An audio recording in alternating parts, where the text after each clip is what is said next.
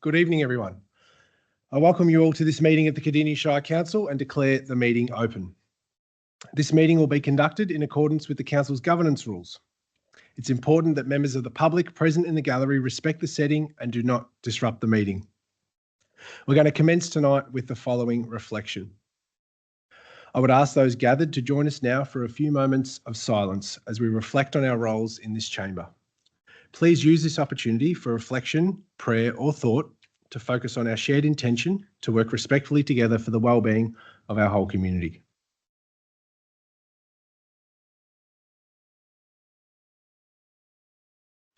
Thank you, everyone. The Cardinia Shire Council respectfully acknowledges that we are on the traditional lands of the Bunurong and Wurundjeri people, and we pay our respects to their elders past, present and emerging. There are no apologies for tonight, just a couple of notes. We have Councillor Nicol online and Councillor Owen has to leave us at 9:20, so we note that. Can I have a mover and seconder, please, for the adoption of confirmation of minutes? The request here is that Council confirm the minutes of the Council meeting on the 21st of July 2025. Move Councillor Pomeroy, seconded Councillor Thompson. All those in favour? Declare that carried. Thank you, councillors. Number 5, declarations of interest. Councillors, are there any declarations or conflicts of interest in relation to tonight's agenda? Councillor Thompson. Thank you, Mayor. I'm going to declare a conflict for item 10.1, Councillor Nicol's notice of motion, just being a member of a potential beneficiary of a community organisation. Thank you. We note that down in the minutes. Thanks, Peter. All right, let's go into community questions. We have received lots of community questions tonight. We have received questions from Stephanie Davies. These will not be answered under Division 6 of the Governance Rules, specifically clauses 3.51.1, 351.2 and 351.3. Whilst we are talking governance rules, we have 15 minutes for question time, and I anticipate that the litany of questions that we have will exceed that. So what we're going to do is we're going to read 2 questions from everyone who's submitted. So if they've submitted 1, they'll get read. If they've submitted 9, they'll get 2 questions read. It's a way of trying to make it fair for everyone so that we don't get through only half and some people don't get theirs read out. Regardless, if you've asked 9 questions and only 2 get read out, you'll still get a written response to your question. So let's start with the first questions we received. They were from Tina Ford. Is Tina in the gallery? I note that she is not, so we will get a written response to Tina. Our next question is from Tanya Bean. Is Tanya here? No. Tracy Bow. Oh, thanks, Tracy. Tracy, you've submitted 5 questions, so we'll go to 2 of those and they're going to be answered by James Kelly.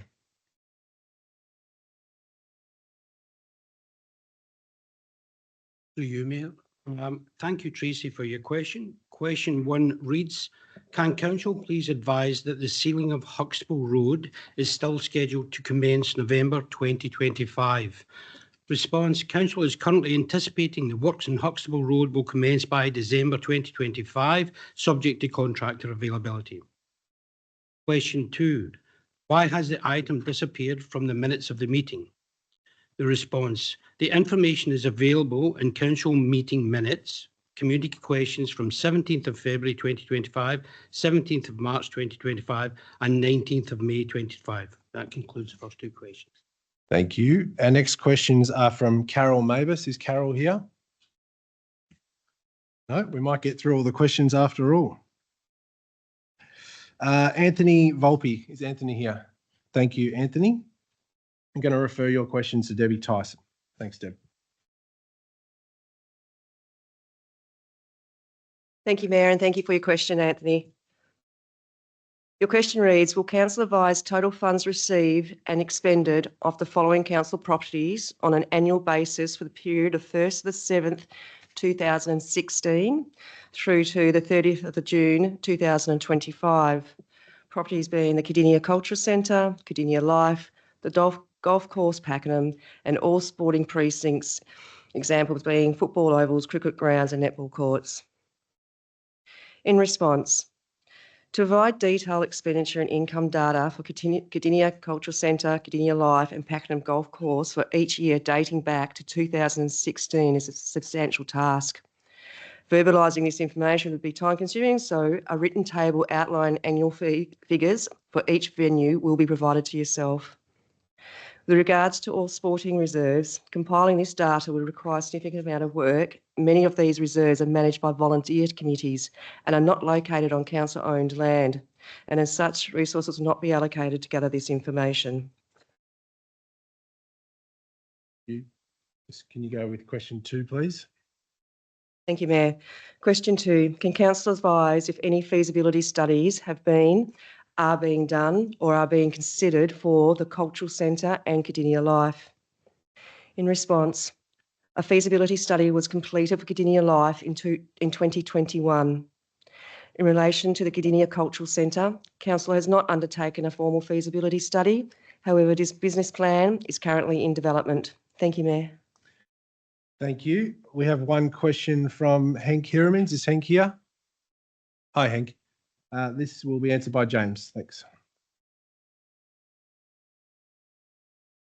Through you, Mayor, and thank you, Henk, for your question. The question reads, Council Resolution at the 17th of June 2024, Council meeting reads, Notice of Motion #1096 that Council stops the removal of heritage street lights in the Heritage Springs estate.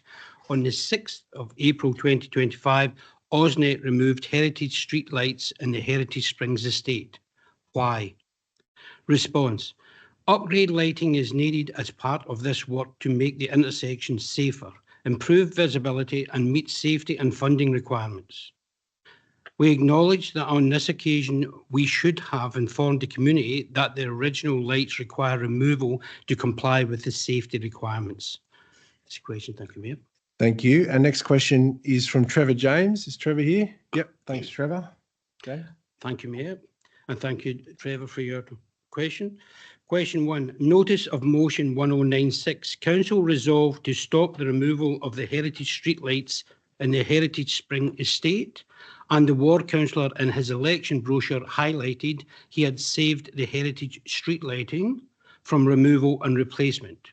Only a few weeks ago, heritage street lights in the Heritage Springs estate were removed and replaced.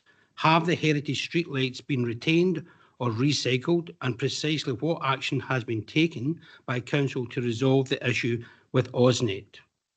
The response reads, we have looked into the matter further and the lights have been removed and have since been recycled. Council are continuing to work with contractors and AusNet with regards to any proposed removal of lights within the estate. Thank you, Mayor. Thanks, James. Our next set of questions is from Bev Climo. Bev Climo. Sorry if I've mispronounced that. Thank you, Bev. I'm going to refer those to Debbie Tyson.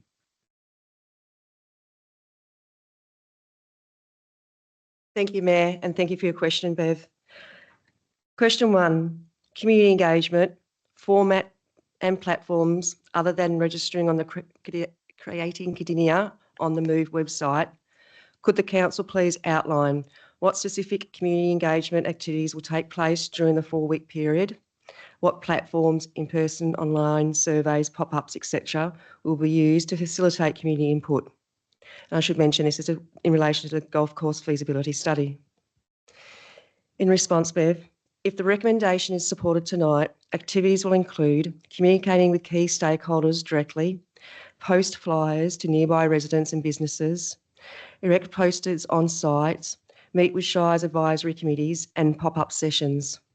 Platforms will include Creating Cardinia online webpage, surveys and face-to-face opportunities for our community.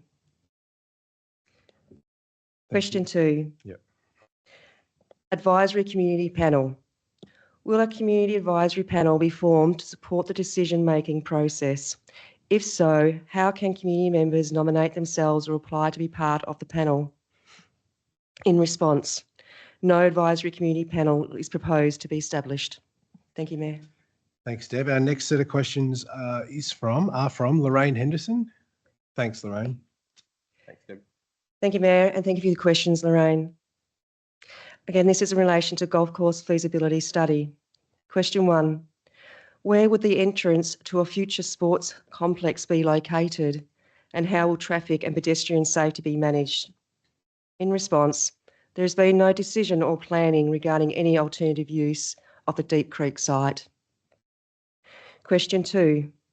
How can the community confidently access or vote on option 2 when it's unclear whether essential trees can or should be removed to build AFL ovals or other active facilities? In response, again, there has been no decision or planning regarding any alternative use at Deep Creek site. Determining if vegetation removal will require further planning if this option is pursued. Thank you. Thank you. Our next questions are from Grant Wilson. Is Grant here? No, that's okay. Cheryl Billing-Smith. Yes, Cheryl's here. Thank you, Mayor, and thank you for your question, Cheryl. Your question relates to Pakenham Golf Course. Question 1. I note that Council is recommending a 4-week consultation period for community comments about the Pakenham Golf Course feasibility study.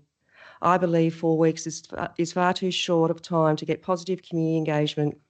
Will Council agree to a 6-week consultation period which will ensure that many people interested in the fate of the land and the golf course will be able to engage in the meaningful community consultation that Council's policies promote? In response, pending the outcome of the Council decision this evening, the community engagement will be set for 4 weeks. Thank you, Mayor. Thank you. Our next set of questions is from Catherine Rayburn. Is Catherine here? No. Johanna Webster. Adrian Dow. Thanks, Adrian.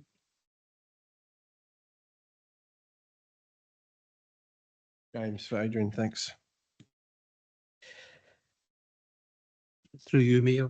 Thank you, Adrian, for your question. The question reads, is Council proposing to install footpaths along the southern end of Officer Road, to allow people attending the temple to safely access the temple?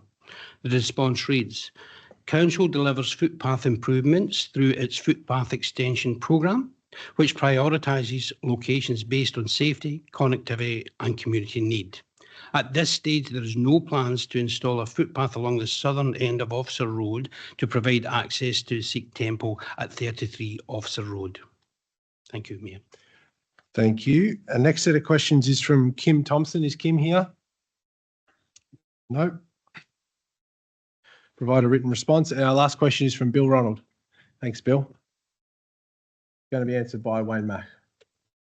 Thanks, Mayor, and thank you, Mr. Ronald, for your question. It's regarding Community Satisfaction Survey 2025. The Local Government's Victorian Annual Community Satisfaction Survey 2025 had 56 of the 79 Victorian councils participate, including the Melbourne City Council. This equates to 71% of all councils. Cardinia Shire Council was one of the few who chose not to participate in the survey and has for the last 4 years engaged Metropolis Research to undertake its own survey. What is the cost to engage Metropolis, and why does Council prefer to undertake its own research as opposed to joining the government-run survey? And the response is, the cost of the annual Community Satisfaction Survey in 2025 was approximately $59,000.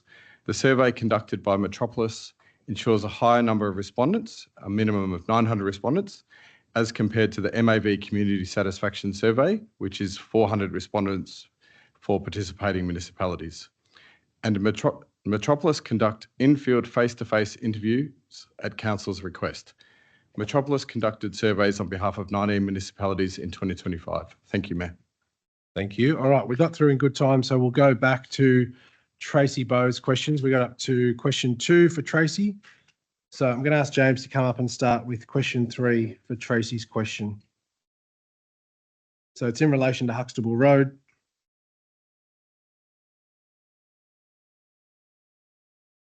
To you, Mayor, and thank you, Tracy. Question 3 is located under is in relation to the Huxtable Road again, and it said, is it located under a new project heading in the minutes of the meeting? The response is the information is available on the council meeting minutes, community questions from 17th February 2025, 17th of March 2025, and the 19th of May 2025. Thank you. We'll just keep going as normal. So questions 4 and 5, please. Okay, 4. Question 4 was, can residents see plans of what works are proposed for the sealing of Huxtable Road? The response reads, the final tender plans and associated schedule were submitted on the 12th of August 2025. A community information session will be held on the 26th of August 2025, where residents will learn about the design and timelines. Question 5, where are these plans located on the council webpage? The plans are not, response, the plans are not currently available on the council website. However, we are actively working to have them uploaded. Thank you. That's it from Tracy. So we'll go to Anthony's questions. Question 3 for Anthony to Debbie. Thanks, Deb. Thank you, Mayor. I'll read question 3 and question 4 together in response at the same time. So question 3, given the fact that the feasibility study that the land on which golf course is located recommends that land be retained as an open space, will all councillors individually affirm at this time not to seek to vote that the planning for the area not be changed? Question 4, will all councillors accept the findings of the feasibility study of the golf course and actively work with the community to return the area for use preferably as golf course and individually publicly affirm this at council? In response, council is considering this matter at tonight's meeting in regards to the next steps being community engagement. Any subsequent decisions regarding the future use of the site will be brought back to council for consideration before the end of the year. Question 5, will any councillors who has an interest in, financially or otherwise, as a member or as an elected officer, any sporting club within the Shire of Cardinia which may benefit from acceptance finding 2 of the feasibility survey of the golf course, publicly declare that this and a conflict of interest or excuse themselves from any not regarding the issue? In response, Section 126 to 131 of the Local Government Act 2020 provide information in relation to conflicts of interest. Councillors are required to publicly declare conflicts of interest where they exist. Thank you, Mayor. Thank you. Go back to Lorraine's questions now. All right. That's you again, I think, Debbie. Sorry, on page 7.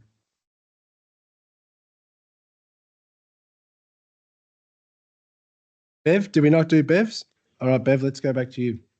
Sorry about that. Question 3, reaching the broader community.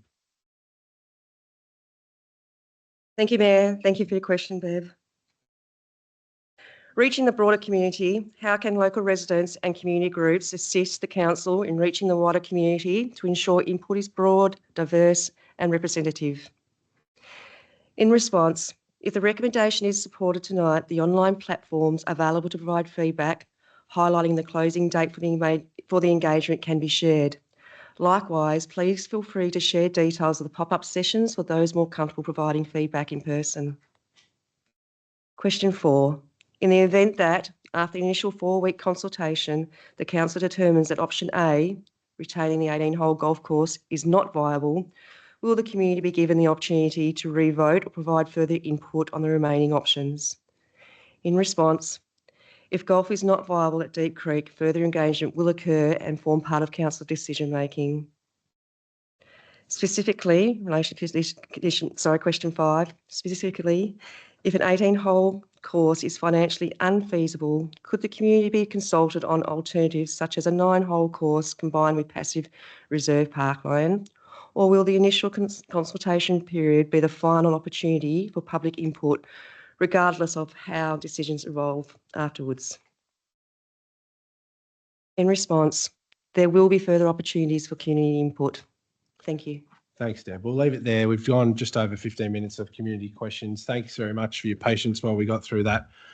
I understand we didn't get to everyone's questions, but we tried to make it as fair as possible by doing 2 of everyone, and we got back to some due to people not being here. So we'll get into ordinary business. Agenda item 7.1.1, planning matters dealt with by officers under delegated authority, August 2025. The officer recommendation here is that we note the report. Do I have a mover for this item? Councillor Owen? Thank you, Mayor. I move that council note the planning matters dealt with the officers under delegated authority August 2025 report. Thank you. And you're seconded by Councillor Potter. Over to you, Councillor Owen. Thank you, Mayor. The following matters have been dealt with under delegated power since the last report.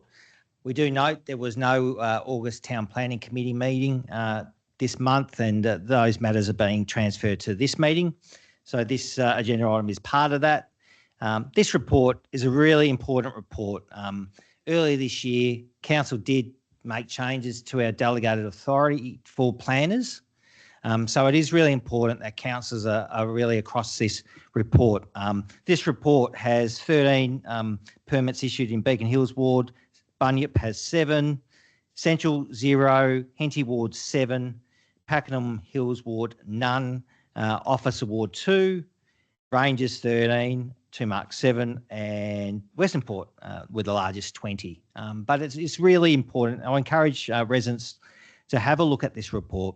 The planning delegated powers have changed, but councillors are regularly informed about applications being received by council, and council laws can pull up matters if it meets certain criteria. So that is definitely an ability of councillors to do that. If we have any concerns, we want council to deal with it. So that's important to note.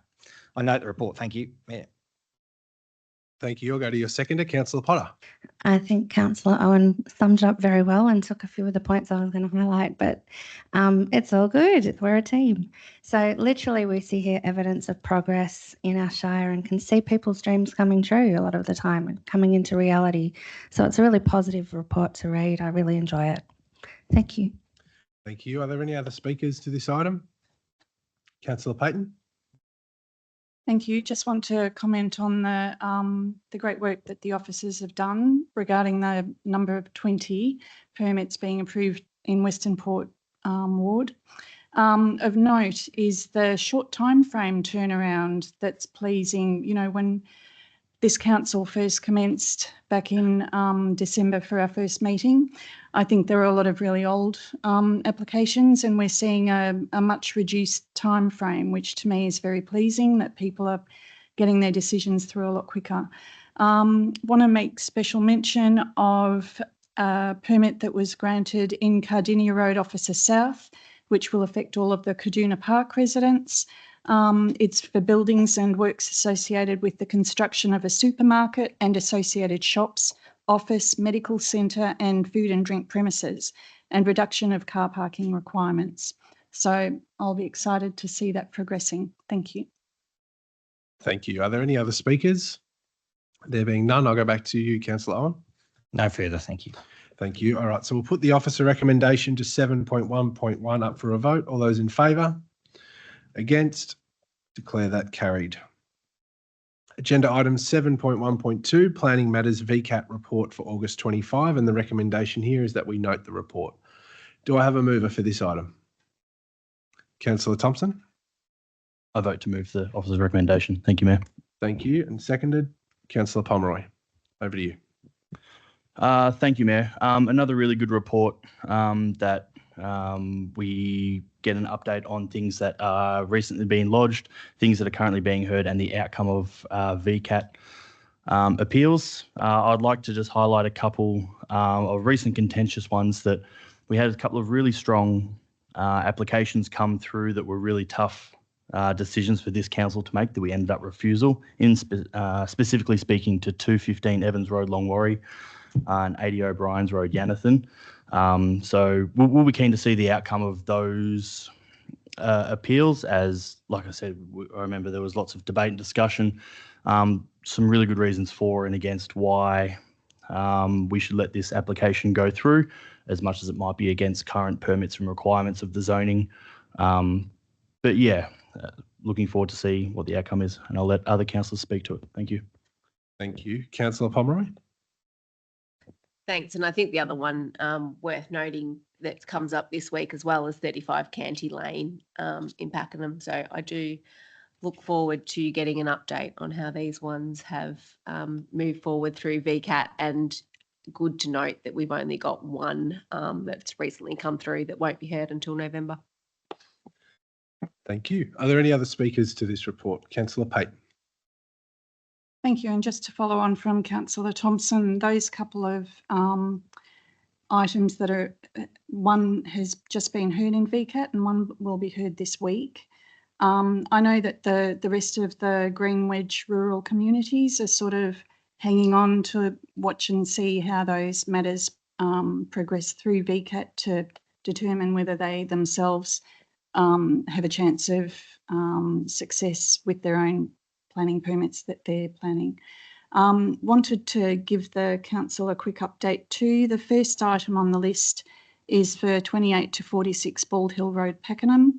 I've heard from our senior planner, Duncan, that it's for building and works to alter car parking layout and access ways, alteration of access to road in a transport zone 2, and construction of hard stand areas. An update is that this application has since been withdrawn, and that's because our council officers have mediated the objection and the matter. And the objection was largely in relation to the conditions imposed by various state government departments, and council was required to impose their conditions. So it's good to know that that can be crossed off the list and is a deal done. Thank you. Thank you. Are there any other speakers? I'll go back to you, Councillor Thompson. Nothing further to add. Thank you, Mayor. Thank you. So we'll put the officer recommendation to 7.1.2 up for a vote. All those in favour? Against? I declare that carried. 7.1.3 Planning Scheme Amendment Activity for August 2025. The recommendation again is that we note the report. Do I have a mover? Councillor Pomeroy. I'd like to move the report as noted. Thank you. Is there a seconder for this item? Councillor Thompson, over to you. Thanks. There's not much new in this report, but I think it is important that we note from the 1st of July, businesses no longer need a planning permit just to serve alcohol, but the liquor licence is still required. Other approvals like planning, local laws, health permits also may still apply. So it is important that proponents still do check with council. The aim of the state government is obviously to cut some red tape and help hospitality businesses out, but just make sure that hospitality businesses are just double checking to make sure that they're good to go. Thank you. Councillor Thompson. Reserve my right to speak. Thank you, Mayor. Thank you. Are there any other speakers to this item? No? Okay. No, nothing further from Councillor Thompson. Up to you. Nothing further, Mayor.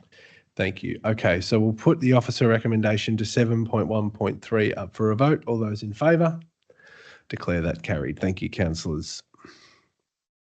All right, agenda item 7.2.1, petition response, temperature of Cardinia Life change room and 25-metre pool.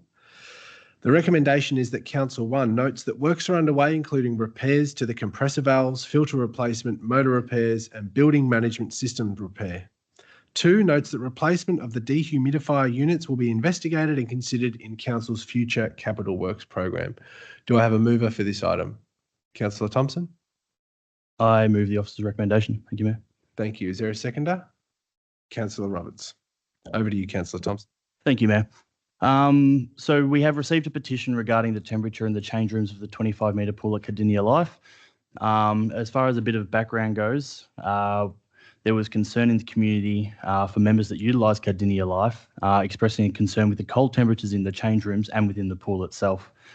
It's worth noting that officers have been working to find solutions to increase the temperature in the change rooms, the pool and the pool deck within the centre, and that officers are aware the issue also relates to air temperature in the pool hall, which impacts overall patron comfort. It's also worth noting that the issue is not due to temperatures being set too low, and the temperatures should be sitting higher than they have been, but it's due to technical issues that have limited the functionality of the heating equipment, which is leaving the overall result as patrons are feeling cold within the centre itself. I'll leave it there for now. Thank you, Mayor. Thank you. Councillor Roberts? Through you, Mayor, I thank the community for their advocacy on this matter, and hope that we can get the works done that need to be done as quickly as we can. It's difficult when we have a situation where the facility we're outgrowing this facility, and we're doing our utmost to keep it going, and that we need to ensure that we get these works done so that people can feel warm when they're down there. I'm often down there with my kids having their swimming lessons, so I do know what it's like when you're standing around trying to help a little kid get changed and they're shivering and can't pay attention, and because it's so cold. So let's hope that we can get this works done quickly. Thank you. Thank you. Are there any other speakers to this item? Councillor Potter. I just want to reiterate that I'm thankful for the community engagement from the people involvement who organised and signed the petition. And I'm glad it's been turned up and is getting upgraded in 26. It's such an important pool to our local community, from life-saving life skills of kids swimming lessons, the Cardinia Piranhas Swimming Club Training HQ, and also internationally renowned community engagement such as from the officer Sri Guru Nanak Dabar in Officer, our local Sikh community, who won a President's Certificate from Life Saving Victoria for their safely engaging with water program in Cardinia Life. The award recognises the community to promote water safety and saving lives by empowering our community, the multicultural community, with knowledge and skills to stay safe around water. And, you know, it has gained not only state but national and international recognition, and it's all from our Cardinia pool. It's really, really important. Everyone loves that pool. I swim there, and I'm really glad it's getting some attention. Thank you. Councillor Owen. Thank you, Mayor. I just want to thank the petitioners who signed this petition. It does help council in its ongoing advocacy for improvements to Cardinia Life, whether it's the pool, whether it's the stadium. We need the public to support council in its advocacy for improved facilities. So thank you. This petition, I believe, will be used as part of the advocacy for ongoing improvements to Cardinia Life. So thank you to those who signed it. Thank you. Are there any other speakers? I'll go back to you, Councillor Thompson. Thank you, Mayor. And thank you to my fellow councillors for their input. Cardinia Life is the gift that keeps on giving. And thank you to Councillor Owen for surmising that this petition and this level of community engagement and feedback is really, really important in our continued push for these upgraded facilities. Obviously, not just the pool and making sure that these parts are replaced and upgraded in a timely manner, but also the courts and the whole facility itself. So yeah, thank you to councillors, thank you to the community. And hopefully some temperature can be rectified in the very short future. Thank you. Thank you. So we'll put the officer recommendation to 7.2.1 up for a vote. All those in favour? Declare that carried. 7.2.2, the appointment of committee members to the Nobilius Heritage Park and Emerald Museum Community Asset Committee.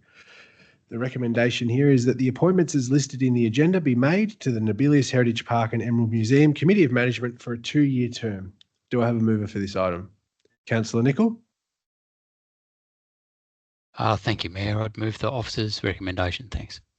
Thank you. Is there a seconder? Councillor Owen. Over to you, Councillor Nicol.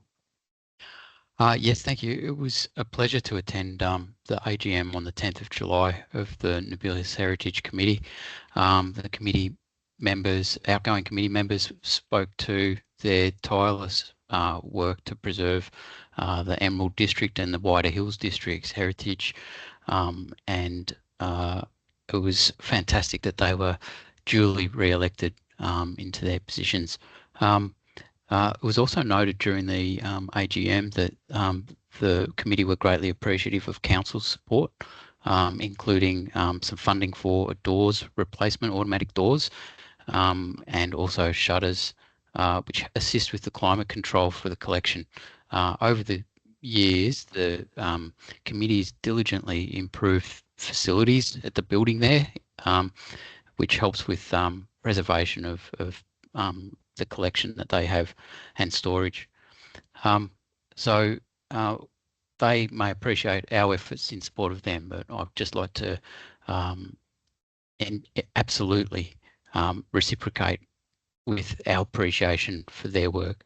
Volunteering is a hard job for people who put lots and lots of their spare time into the various activities around the Shire, and this is just another one of them. It just makes us so proud that we've got these types of facilities around our Shire where we can showcase our history, our heritage. People can go there and learn. They can do family background checks and all sorts of stuff, and also find that sense of community where they live. So they may appreciate our work and have endorsed the support they're getting from our heritage team at Cardinia, but well, we appreciate them as well. Thank you. Councillor Owen? Thank you, Mayor. I totally support Councillor Nichols' comments. They're an amazing group. Nabilius Heritage Park is protected by Heritage Victoria and is state significance as the last remaining part of the Carl Axel Nabilius Nursery. I just want to acknowledge, during my time on council, I've attended this meeting every 2 years occasionally. I've attended, and it's great to see some older members, but also some newer members. And I do acknowledge Pauline Murphy is a strong, well connected to the Nabilius family. There's a lot of family history, and it's great to see her stepping up again as president. Great family connection. Thank you to all those on the committee. It is a fantastic committee. And I note they also hosted Cardinia's History Festival this year, so that was a really great day. I hear, unfortunately, I couldn't make it, but really good. Thank you. Thank you. I would just like to say on this one, I was an apology to the biennial general meeting, actually, every 2 years, not an AGM, a BGM, which is pretty rare.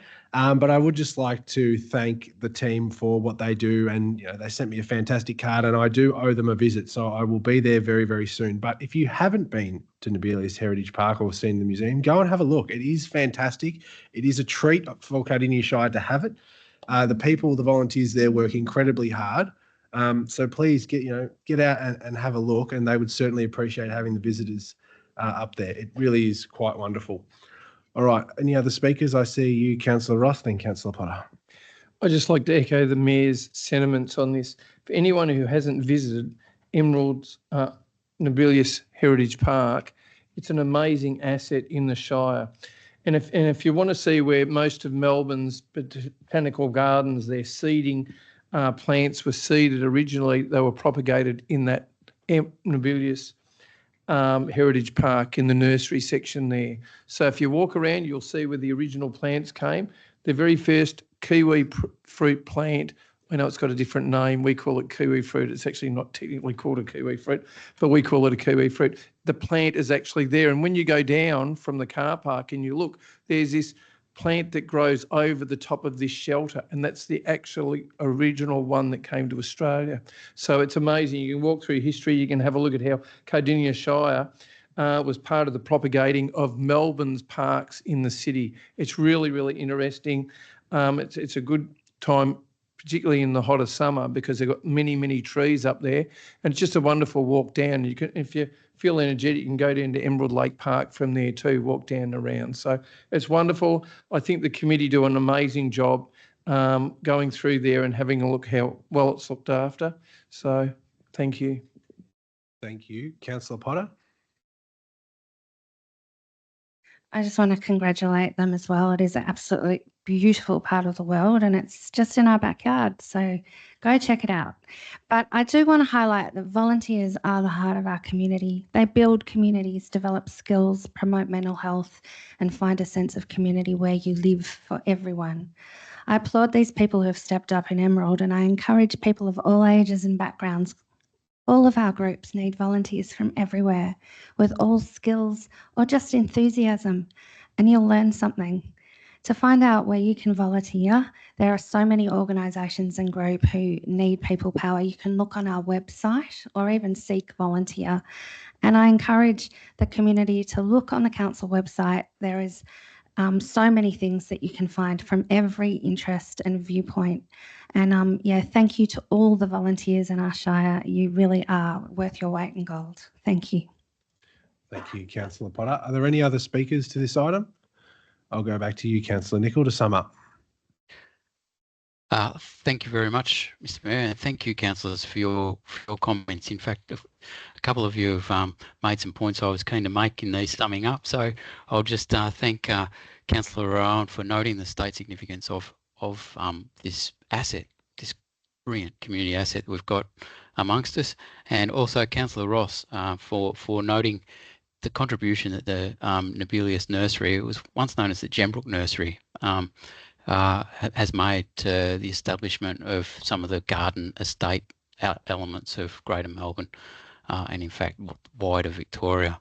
In fact, the committee actually has the original books of the Nobelius Nursery available, so you can actually see some of those initial sales to some of those landed gents down there in the city. So yeah, once again, this is what it's all about. It's community, it's volunteering, and it's volunteering for the wider good, greater good. And I'm sure the volunteers get a lot back in return for that, but they give so much to our wider Cardinia community. So if you ever want a nice day out, traipse up the hill, check out the museum, maybe give them a gold coin donation. They're in a beautiful precinct. Emerald Lake Park is part of the same precinct, and they also spend volunteer time with that group as well. And the Nobelius packing sheds nearby, train chuffs past. It's a fantastic day out. So thank you to the group for how far they've taken this heritage reserve and the museum. Thank you, Councillor Nicol. So we'll put the officer recommendation to 7.2.2 up for a vote. All those in favour? Declare that carried. 7.2.3 Deep Creek Reserve, Pakenham Golf Course Feasibility Study and Options. The officer recommendation is that Council 1 resolves that it has no intention to rezone and sell land that is the Pakenham Golf Course. 2 notes the findings of the Pakenham Golf Course Feasibility Study and proposed options, including A, Option 1, Golf, B, Option 2, Active Reserve, C, Option 3, Passive Reserve. And finally, 3, supports council officers to commence community engagement for 4 weeks on the options presented in the Pakenham Golf Course Feasibility Study. Community feedback will be considered as part of council's overall decision-making process for the future of the Pakenham Golf Course. Do I have a mover for this item? Councillor Pomeroy. I'd like to move the officer recommendation as noted. Thank you. Is there a seconder? Councillor Roberts. Over to you, Councillor Pomeroy. Thank you, Mayor. Tonight is our chance to tee off a conversation with the community. And that's all it is. That's all it really is. And I would like to note there's been a lot of conversations. The community is really engaged in this and has been for a long time. So this issue came up very early in this council term. And aside from roads and unsealed roads, it's probably been the next most reason people have reached out. So I am really pleased to see it get to this point because this is what everyone has been asking for, a chance to have a say. And I am really looking forward to what people do consider in their feedback to council. So I do encourage you, and there's been a lot of community questions tonight, I do encourage you to tell other people that this engagement is out if it does get through, and to turn up, have your thoughts, and get them all in that space. And I do note that there are 3 different options in there, being golf, active recreation and passive recreation.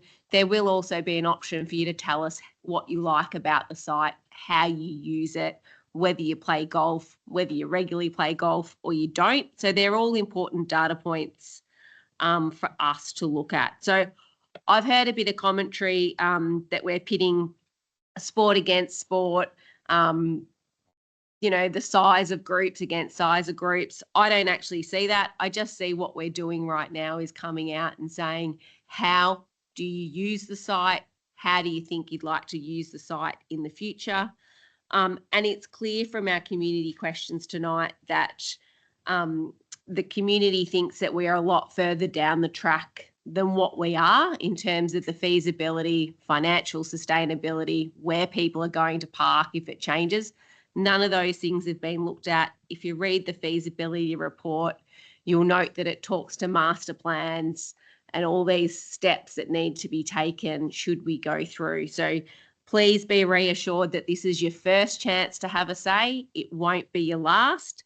And I do note we've got private companies that are ready with a solution. We've got community groups that have banded together and got a solution.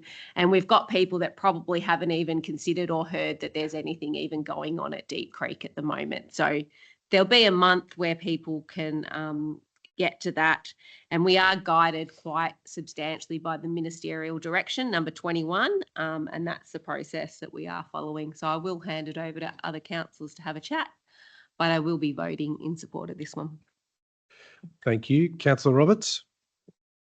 Thank you, Mayor. I will be supporting this recommendation this evening. Community members have approached me about why there are 3 options in the feasibility study.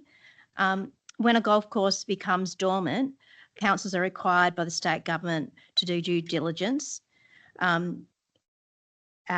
particularly because golf courses are large parcels of land. In this case, this is zoned for as community open space for recreation, and as you can see by point 1 that we're resolving tonight that we have no intention to sell the land. That is the golf course.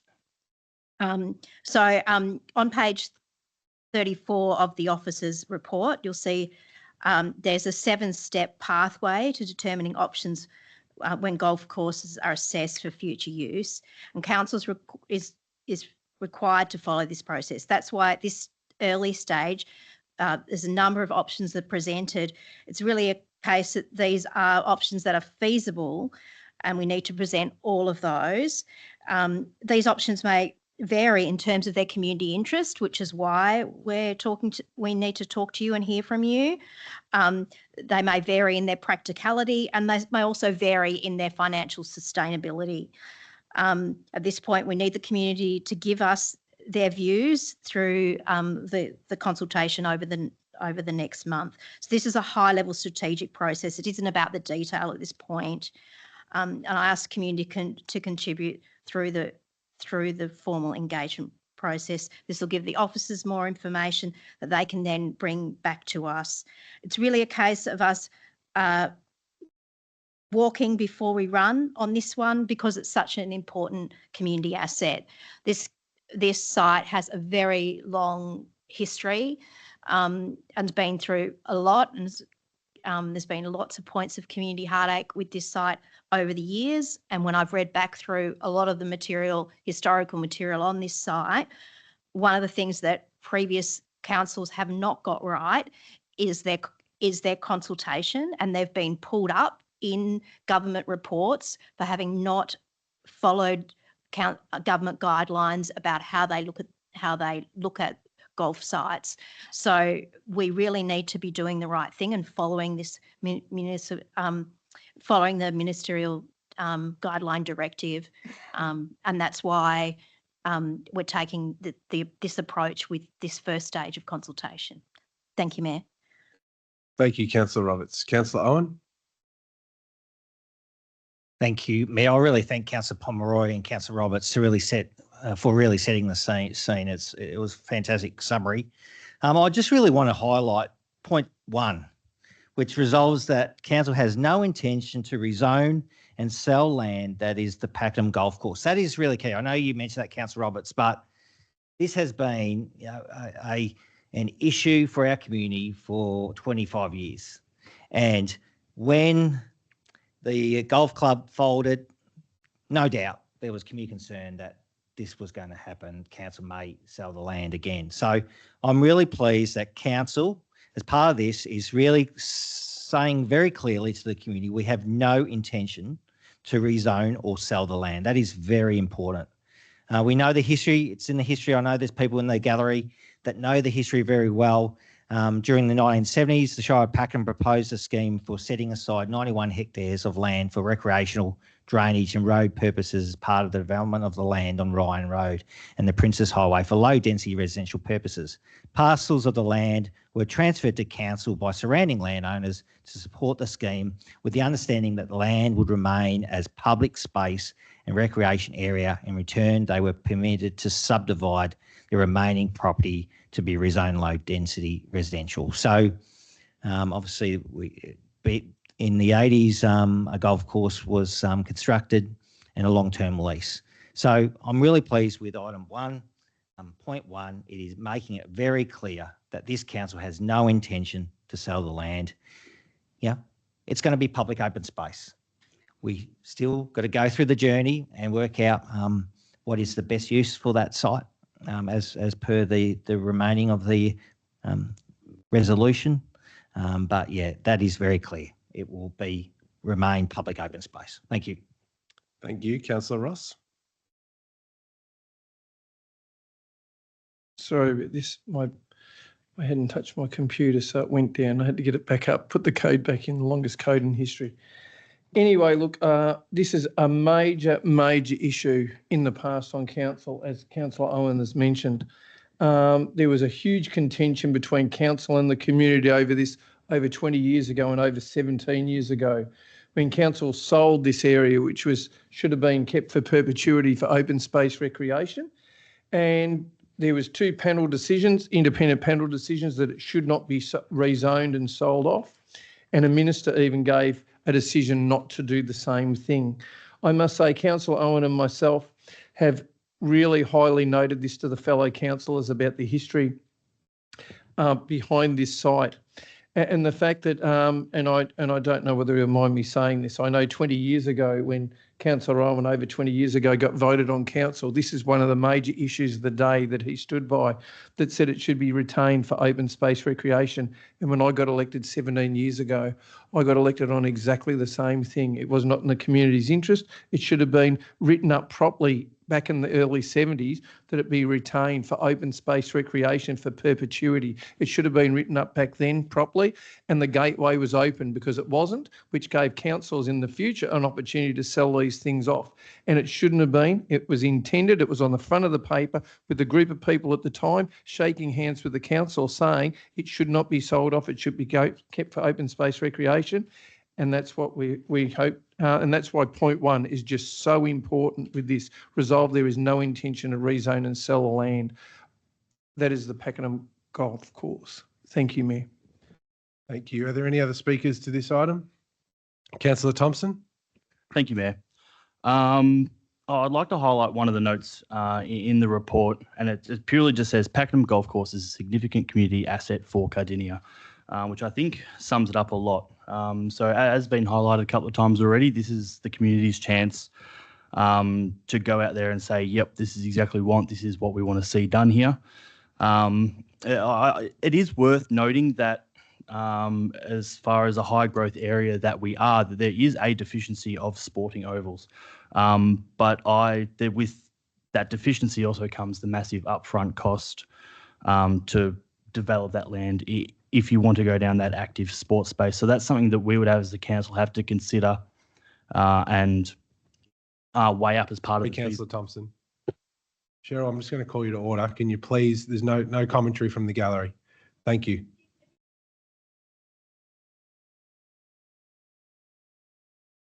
All right, Cheryl, I'm going to ask you to leave the meeting because you're being called to order. Cheryl, I've asked you to leave the meeting, please. All right, councillors, we'll take a short adjournment. We'll pause the meeting, please. Cheryl, I'm going to ask you to leave the meeting. Perfect, we're back. Thank you, everyone, for that. So we've asked for an apology from the gallery and that's been received. So we're going to continue on. Councillor Thompson, you're 1 minute 30 into your 3 minutes of speaking time. Thank you. Thank you, Mayor. And apologies if I've said anything that was potentially contentious. I just wanted to highlight the fact that it is worth noting we do have deficiencies in active areas and that at some point down the future that there is a significant cost involved with all of that. But as far as the Deep Creek Reserve goes, golf is a significant, the Pakenham Golf Course is a significant community asset, and that should be the #1 priority, and that the financial implications of that are probably the most seem to be the most feasible thing, but this is where the community gets to actually go out and have their say. And it's been great as to see the amount of responses and the amount of commentary around there. And this is the community's chance to really drum up response through this community engagement and advocate for their Pakenham golf course. And I'll leave it there for time. Thank you, Mayor. Thank you, Councillor Thompson. Yeah, I understand this is a very hot item. Of course, I'm going to support the recommendation here that we go to community engagement. We have had a long run up, and I appreciate that many people in the community are further ahead on this than we are, but we have, I think it's an intent versus obligation conversation here. And we have an obligation to go out and check in with all 135,000 Cardinia Shire residents, or at least give them the opportunity to do so. So I've had lots of engagement with a super passionate group of volunteers who want to see golf back at the site, and that's been fantastic. I honestly have applauded that, and I know a number of councillors, have supported that. I think that's a really good thing. But we can't just take that as our only reference point. We have to go out to community engagement. As I said, we're obligated to do so. I liked what you said before, Councillor Owen. I have been really disappointed at times with the rumour mill, and at times, there have been some lies said about what council's intent are with Deep Creek, and I think it's okay to call that out when we see that, particularly given point 1 says council resolves that it has no intention to rezone and sell the land that is the Pakenham golf course. I hope everyone reads that and hears that. I think the purpose of this engagement is not just a vote on the options. It's so much more than that. As it's been highlighted by the councillors, every option will come with financial ramifications and will require further detailed discussions. And so we aren't there yet. In a month's time, as Councillor Pomeroy said, we'll get this feedback back. We'll get a report back. And I'm assuming that golf will be the preferred option, but that's an assumption. Okay, we need to hear back from everyone, and that's the way we do things. In terms of where we're at the process, once we hear back, and then council will have an opportunity to set the future direction on the path it wants to pursue, go to the market, receive serious EOIs, et cetera, et cetera. So there's a lot more to play out on this, but in terms of where we are right now, I'm pleased and I'm very happy that we're going to community engagement at this point in time. Hopefully it gets up. All right, Councillor Payton. Thank you, Mayor. So it's important that this council represents the broad diversity of opinion across the Shire, and I appreciate the significant feedback and interest that we've had from our wider community. I've considered forming an alternate for this motion, but have settled on voting against the motion. I agree that our golfers community, that we should fairly rule golf in or out before considering other use options. We're only having this conversation because golf at the site fell over. Instead of offering a $20 million suggestion for active recreation that has no likelihood of getting up in the near term, we need to firmly rule golf in or out. Instead of community engagement now, I think it would have been more appropriate to commence a tender process so that community submissions could be made and assessed, so that whatever options are put to community engagement in future have already sort of gone through a semi-filter process of endorsement of this council. So there are quite a few aspects of the recommendation that I'm not satisfied with. The feasibility says that golf is viable, and I'm not convinced by what's been presented that it is. There's critical work required to replace the irrigation system and upgrade tees and fairways, and at an approximate cost of $1.9 million. Infrastructure investment required at the site in the options for community engagement ranges from $1.9 to $6 million, and suggested returns on this investment appears to be approximately 4.2 million, which is a shortfall of about 1.8. So to my mind, council has already invested several millions of dollars, and in light of that, we need to be sure that any options that we put forward to community have some semblance of possibility in terms of being financially viable. The feasibility study should have included a budget that council is willing to spend at the site, and it hasn't. As it stands, we're heading to community engagement with options that this council hasn't given its seal of approval to, which I think is both misleading and unfair on us as a council. But anyway, looks like we're going to community engagement now. I hope that the council can influence the community engagement to ensure that non-golfers are motivated to respond adequately to the information that's presented for our further decision making. In its current format, I doubt that community engagement will receive the substantial response from non-golfers, therefore making it a less valuable piece and more difficult for us to make decisions going forward. That's all I have to say. Thank you. Thank you, Councillor Payton. Are there any other speakers to this item? Councillor Nicol? Thank you, Mayor. Yes, seems to be a big issue. And so I'm very mindful that we need to do this one by the book. Certainly there's big dollars involved in the conversation, but you know, for me, it's not a big issue at all. For me, I get phone calls about people buckling their rims and breaking their shock absorbers on their actual home street. That's the big issue. Table drains a metre deep on urban roads. Every time there's a storm, how corrugated their actual home street is going to be, whether they're ever going to get a footpath so that their kids can walk to primary school. That's the big issue for me. So for this one here, it's going to cost us money any way we go. And we've already sunk millions into Deep Creek Reserve in the past.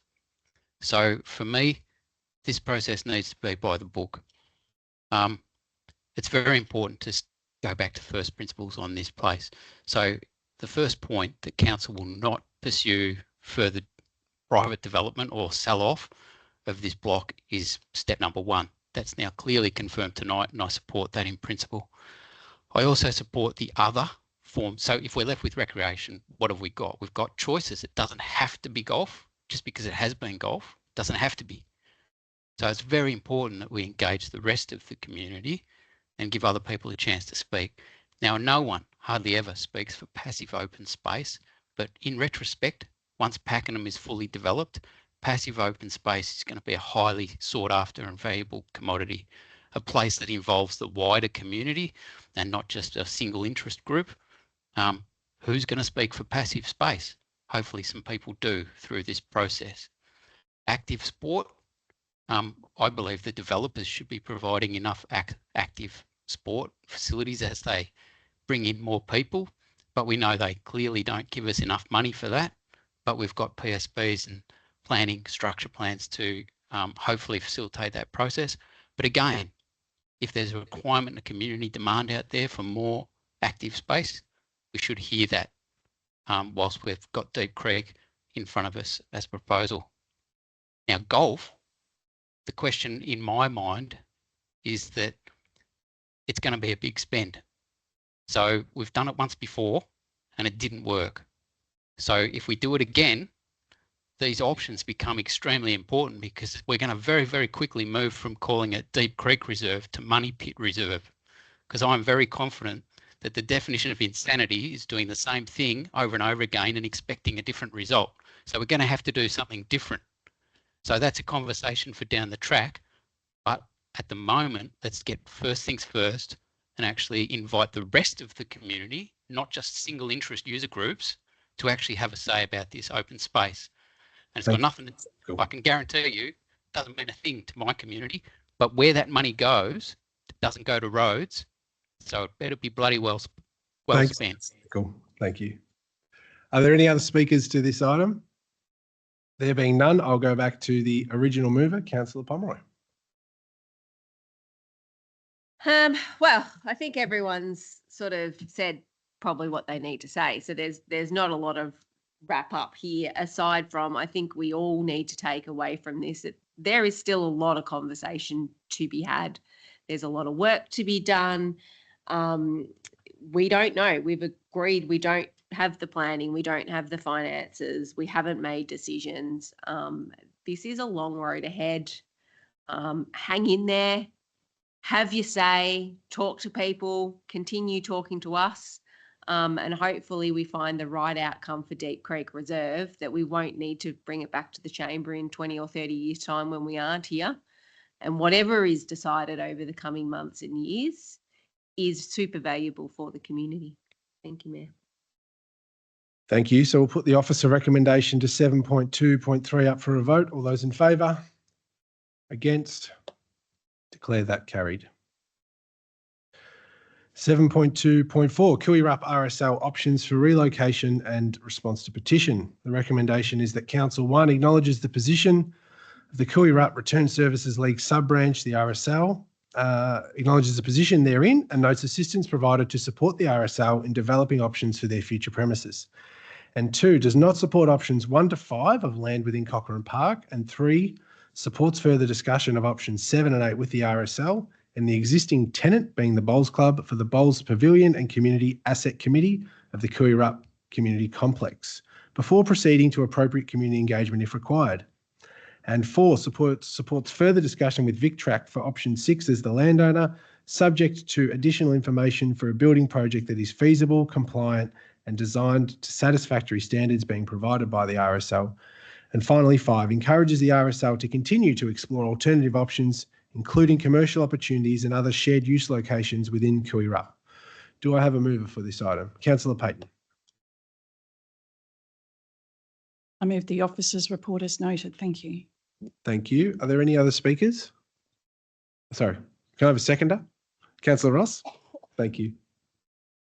Over to you, Councillor Payton. My apologies. That's quite okay. So this report is just coming back as we promised in a previous meeting, where Council received a petition of over 1,000 signatures from the Kuirup RSL sub-branch, requesting Council to find a portion of land in Cochrane Park for them to lease and potentially build a new premises on.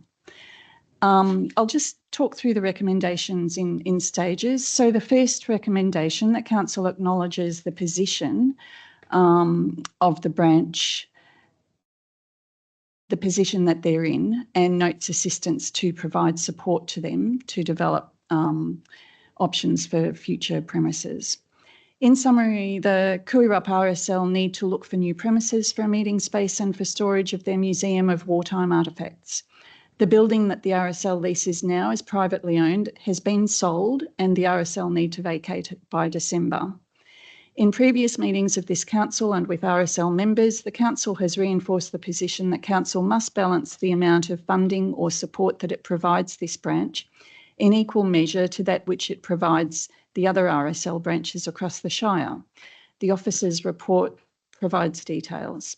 I'll leave that comment perhaps for another councillor to highlight.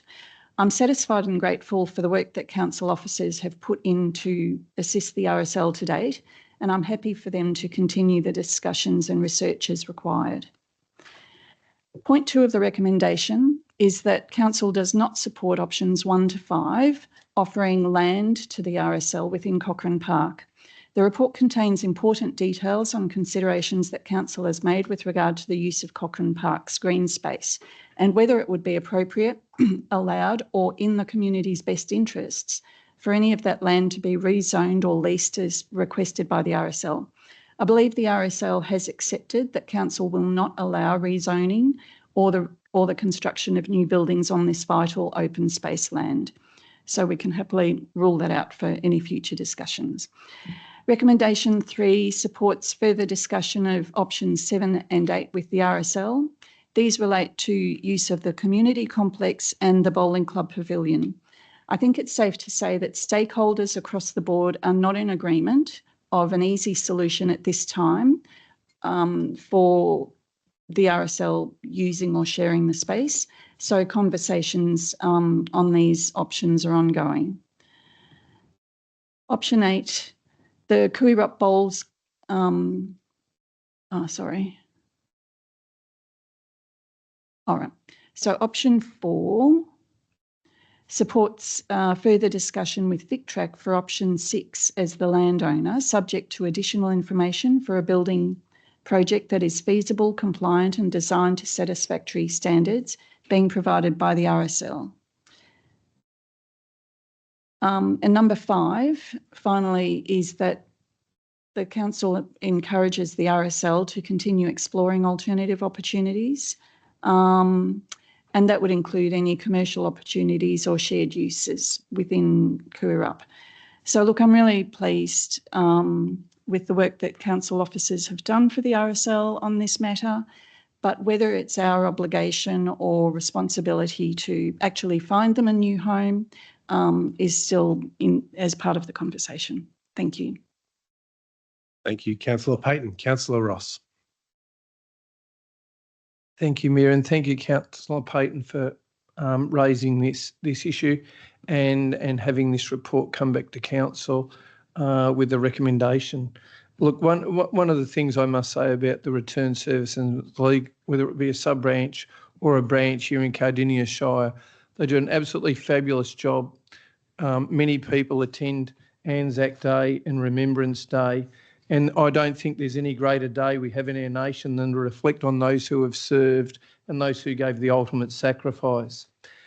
Council tries where we can to help out with things, but ultimately speaking, one of the things that I know, every single branch here in Cardinia Shire, and I think I've attended all of them in my time on council, do a wonderful job, and they've got so many volunteers who give their time.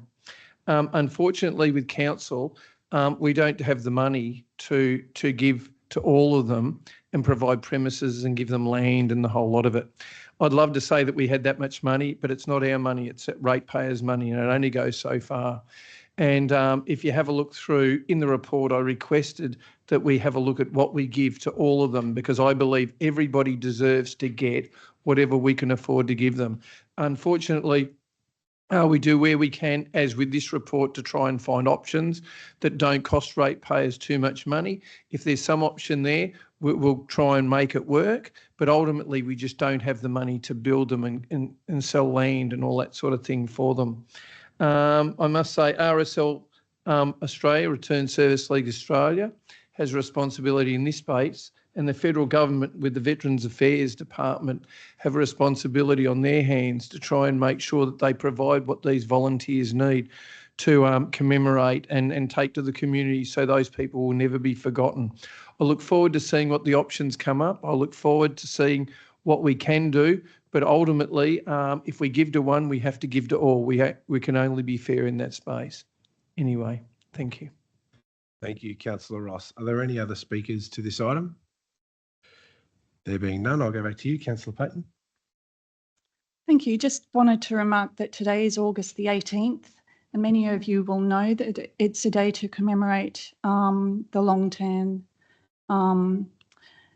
fight that happened in Vietnam on this day nearly 60 years ago. It'll be 60 years next year, will be their anniversary. I was out at the RSL this morning and helped them to celebrate it, and it was a proud moment for most of those vets who had actually been there. So just worth noting for today. So as I said, in summary, we're just noting the work that officers have already done in this space.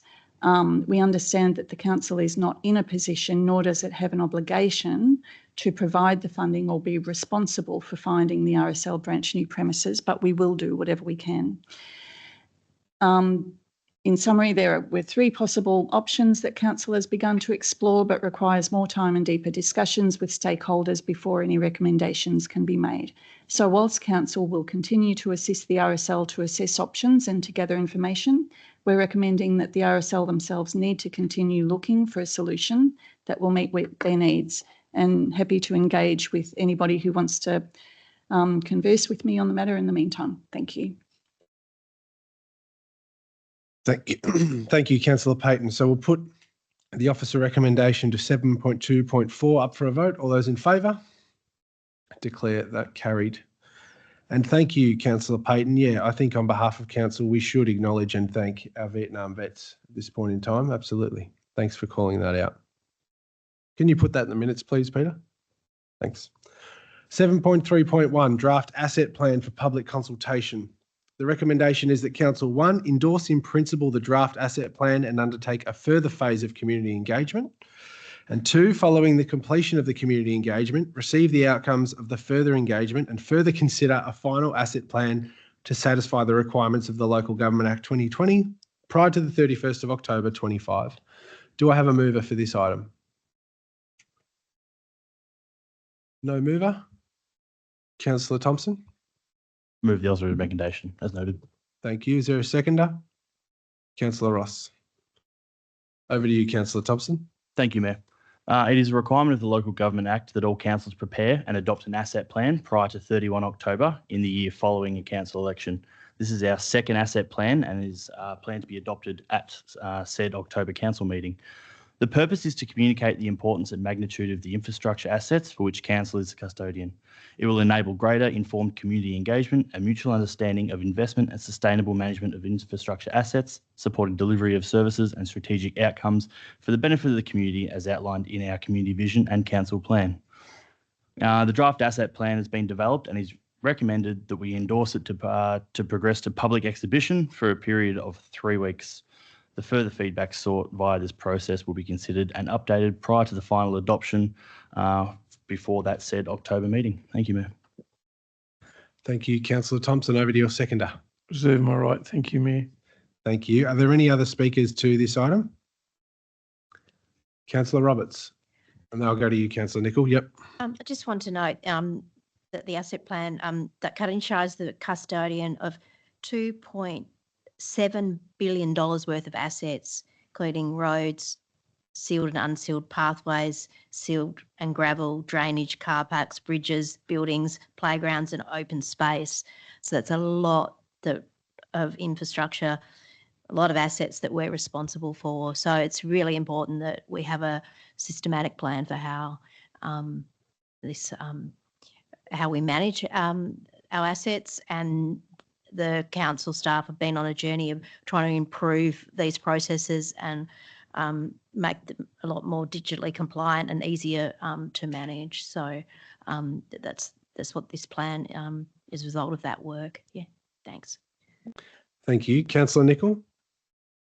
Thank you, Mayor. I would like to strongly endorse the officer's recommendation. This is a critical document for the future of Cardinia, and I'll tell you why.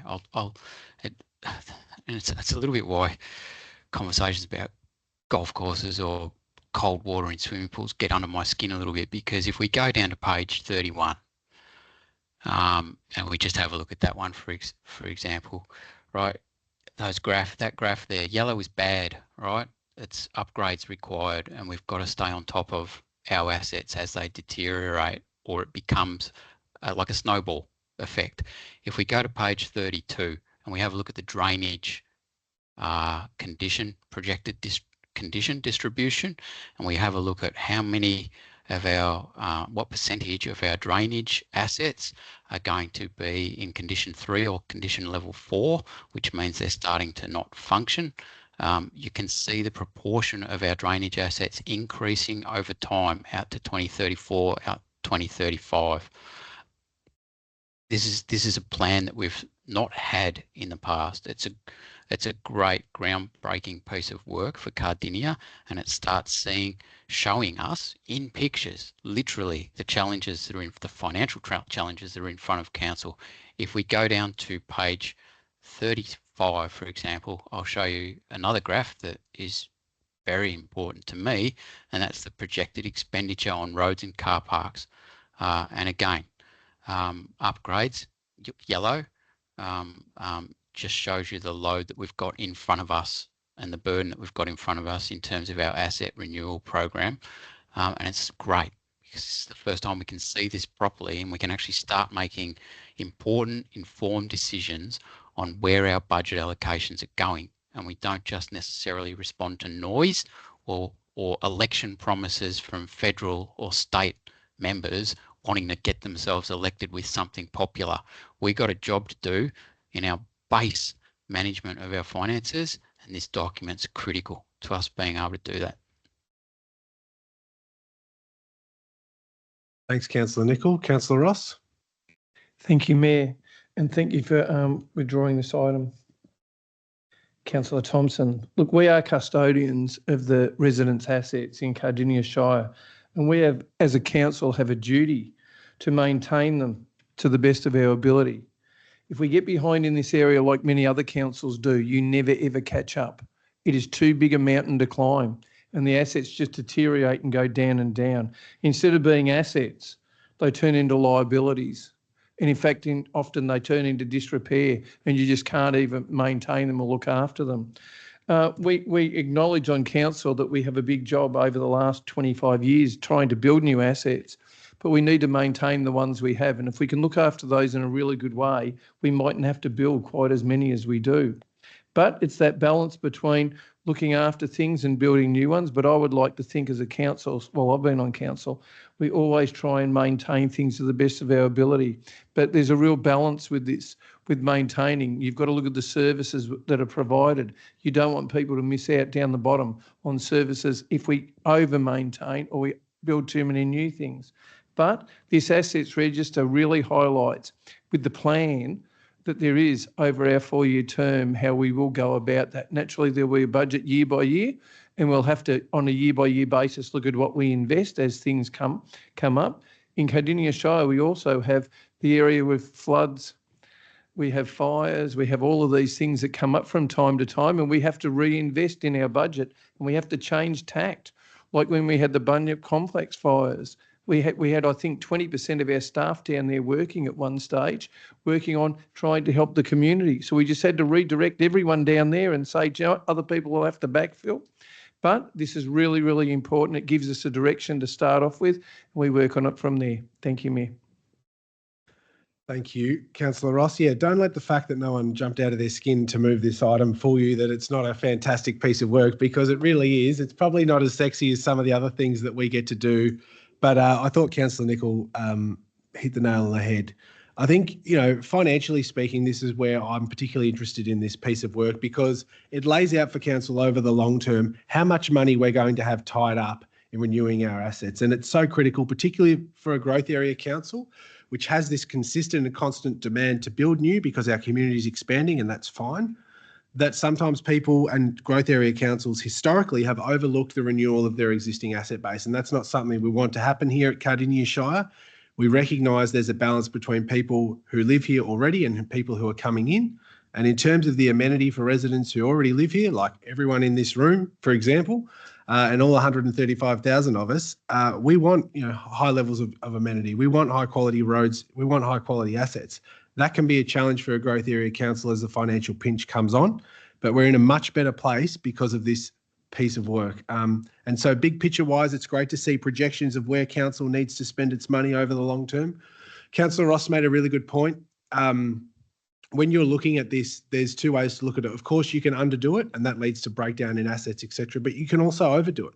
You can overdo renewal of assets, leading to capital, you know, being short of capital in the short term, while you're putting too much money into bringing things back up to speed. So it is a fine balancing act. But I particularly want to thank the officers who worked so hard on bringing this together, because it is very complicated, and many sets of data coming in. And of course, councillors have been briefed as we go on this journey, but there's been a few officers in particular who have done a power of work to get us to this point. So we thank them. All right, Councillor Trudy Payton. Just a minor item. Thank you, Mayor. Just wanted to highlight that the community panel that we used to assist us to inform the council plan earlier in the year, they came in and they had several workshops. I think there were 4 in total that they contributed. So this report also reflects some of the comments that panel made. And, you know, not every local council includes a community panel like that. A lot of it's just worked internally. So this is something that this council does particularly well. Just for example, one of the questions that the community panel was asked was, how can we ensure council's decisions are fair and balanced across different community needs? And their responses included suggestions like, we can improve communications with community, we can have better promotion and communications relating to the community engagement process, we can give progress reports back to the community, and we can standardise criteria for community needs. So to all of those suggestions, the council has taken time to look at that and add the strategy of how it's going to respond to those suggestions in its council plan. So just wanted to highlight that. Thank you. Thank you, Councillor Payton. Are there any other speakers? I'll go back to you, Councillor Thompson, to sum up. Thank you, Mayor. Thank you to all councillors that spoke to this and for withdrawing specific items. as they felt needed. I think it's really good, just in summing up, to highlight that it does really showcase the diversity of our Shire. We're not a Casey Shire that just has a little pocket of rural as such. We do have obviously our ranges, our urban, our southern Western Port, and then even the railway towns. And then to try and balance all those assets and how we stay on top of everything, it's just also highlighting, as Councillor Nicol mentioned as well, that things like a golf course or other active spaces or things like that, or a Cardinia Life, that the financial challenges we do have trying to balance everything we have in our absolutely fantastic, diverse Shire, but because it's so diverse, it comes with its own unique challenges. So thank you, Mayor. Thank you. We'll put the officer recommendation to 7.3.1 up for a vote. All those in favour? Declare that carried. 7.3.2, the draft domestic animal management plan 2026 to 2029. The recommendation is that Council adopts the draft domestic animal management plan 26 to 29 and supports commencement of community engagement. Do I have a mover for this item? Councillor Potter. I'm happy to move the officer's motion as noted. Thank you. Seconded by Councillor Ross. Over to you, Councillor Potter. Cardinia Shire Council is developing its domestic animal management plan for 26 to 29, a statutory requirement under the Domestic Animal Act in 94. Gandhi said, or was it Immanuel Kant, said that you can judge a community by the way it treats its animals. This is a topic close to my heart, as it is probably likely for most residents. It's our fluffy friends. I love my pet cat a lot, as well as we all love our furry friends. This plan aims to enhance animal welfare, promote responsible pet ownership and protect the environment, enforce local laws and provide dedicated open spaces for pets. There are 8 key themes: training for authorised officers, registration and identification for increased pet registrations, considering rebates for cat owners who can provide evidence that they have installed a cat enclosure or other means of keeping their cat permanently contained to the property, nuisance dogs and cats, dog attacks, dangerous, menacing and restricted breed dogs, overpopulation and euthanasia, domestic animal businesses and other matters such as linking vulnerable community members, family violence and related homelessness with support organisations for emergency boarding services and promote current services for pets. The report says that the Community Engagement Survey received responses from 1,242 registered pet owners and 49 other residents. And the top 3 priorities were cats roaming outside of the property, uncollected dog poo, and dog attacks. It's all clearly stated in the report. Thank you. Thank you. Councillor Ross. Thank you, Mayor, and thank you, Councillor Potter, for withdrawing this item. This is really, really important because for so many people in our community, our pets give us so much love and comfort, and it encourages people to go out and exercise, care for an animal in the home, but also too it outlines for the plan is designed to guide the management of the animal services within the community, and all councils must base their plan on the following 8 themes. These are the things that this draft has been based on. 1, it must give training to authorised officers. 2, registration and identification. 3, nuisance cats and dogs. 4, for dog attacks. 5, dangerous, menacing and restricted dog breeds. 6, overpopulation, euthanasia. 7, domestic animal businesses, and then other matters need to be considered. Look, this is really important because, look, there's a lot of people who really love and care for their pets in a meaningful way. Unfortunately, there's some other people who don't care for them as well as what they probably should. So therefore, council has a responsibility to be the person who probably tries to look after that pet in a meaningful way.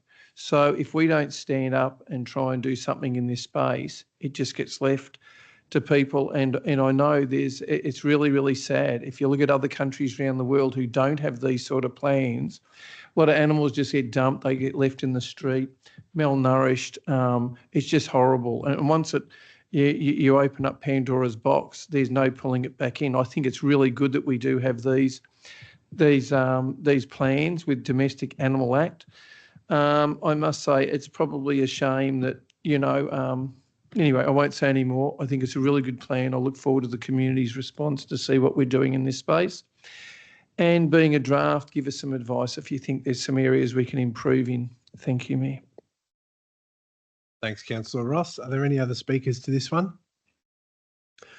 No, I'll probably just say I saw something online recently that someone couldn't pay their registration for their animal in this council, and there was fears, due to losing their job and becoming homeless, and there was fears that council would take their animal away from them. And it's something I raised when we were briefed on this matter before coming to the meeting. And the advice I got back from officers is that our council will never take away someone's animal because they can't pay their animal registration.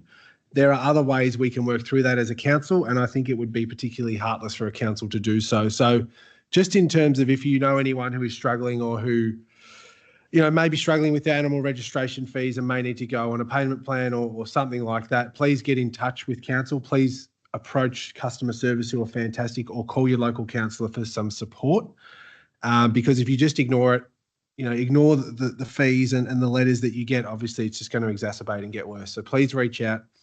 Please be vocal in asking for help, because our council won't be afraid to give it. But I think this draft animal management plan is really good. I'm looking forward to seeing the community feedback, because I think that's always particularly important for a draft plan, and particularly a plan of this nature, which has so many different variables in it. It'll be interesting to hear back from people who are experts. All right, councillors, if there's no other speakers, I'll go back to you, Councillor Potter, to sum up. Cool. I was going to say that as well about Good. the Same page. yes. So you're not going to lose your animals here. We're an animal friendly shire. And personally, I advocate for indoor cats. My cat's an indoor cat, and I feel it ensures his health, will lengthen his life, obviously protects biodiversity and native wildlife, and it also makes sure he is clean. Therefore, my family are clean when we cuddle him, and he's very happy. The report highlighted that more cat owners now report having a cat run or enclosure, and I'm so glad to see fewer are allowing their cats to roam freely during the day, 17% down from 21% in 22. 74% of cat owners keep their cats contained either inside or with a cat enclosure, demonstrating a positive trend towards responsible pet ownership. The draft plan will be available for public view and feedback until September 25, with the final plan approval being sought by Council in November 25. And I want to quickly take this opportunity to also highlight the good works of our local rescues like Fur Kids in Packy or Strong Hearts Cat Rescue too. There are a couple off the top of my head, but there are many, and I encourage you all to find them online and consider adopting a little friend. They make us live longer and better lives, or just give a donation to these good works. Thank you. Thank you, Councillor Potter. So we'll put the officer recommendation to 7.3.2 up for a vote. All those in favour? I declare that carried. Thank you, councillors. 7.3.3 Community Capital Works Grant Policy Endorsement. For this item, I need to note an administration error on page 7 of the attached guidelines. The date of the implementation of funds should state 27th of May 2027. This change will be reflected in the document when uploaded to the website following the meeting. The recommendation is that we endorse the new Community Capital Works Grant Policy. Councillor Owen. Thank you, Mayor. I move that. Thank you. Is there a seconder? Councillor Roberts, over to you, Councillor Owen. Thank you, Mayor. I do note the changes that you just listed, but since 2021-22, more than $1.38 million in Community Capital Works grants funding has been approved for 61 organisations towards 82 projects. And this financial year, there's 300,000 has been allocated to Community Capital Works grants. In 2024, Council committed to undertaking an independent review of the current Community Capital Works Grants program. The objectives of the review included better understanding the program and its purposes to inform future direction, ensuring alignment with Council's strategic priorities, evaluating the values and benefits of the program, review the effectiveness of the program administration, managing risks effectively, and determining the optimal program budget, internal resourcing and structure. So officers have considered feedback from the community, internal teams and formal review to update the Community Capital Works grant. I wanted to note that part of this consultation, we did consult with the community. I note that there was limited feedback, but there was opportunities, whether it was have your say on council's webpage, drop-in sessions and targeted senior session in Cockatoo. The feedback summary is listed in the report. The feedback responses received through Have Your Say survey were very low. The drop-in and targeted sessions provided valuable opportunities. The feedback focused on a request for change to the Community Capital Works grants application process rather than the policy. And this is really key. We need to hear this very clearly as councillors and for it to be reflected in these changes. We heard that the process is difficult and confusing and that community members would like to see a policy and guidelines implemented that are user-friendly for all our community members to access.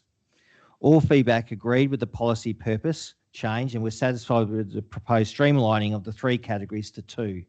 Participants liked the proposed changes to the expression of interest step and embrace simplifying this part of the application process. So we need to make it easier for our volunteers and our community. So that was something that we really need to listen to. So the category changes, strengthening the program purpose, reduction of categories from 3 to 2, removal of council managed projects. The major equipment category includes additional equipment essential for keeping assets operational.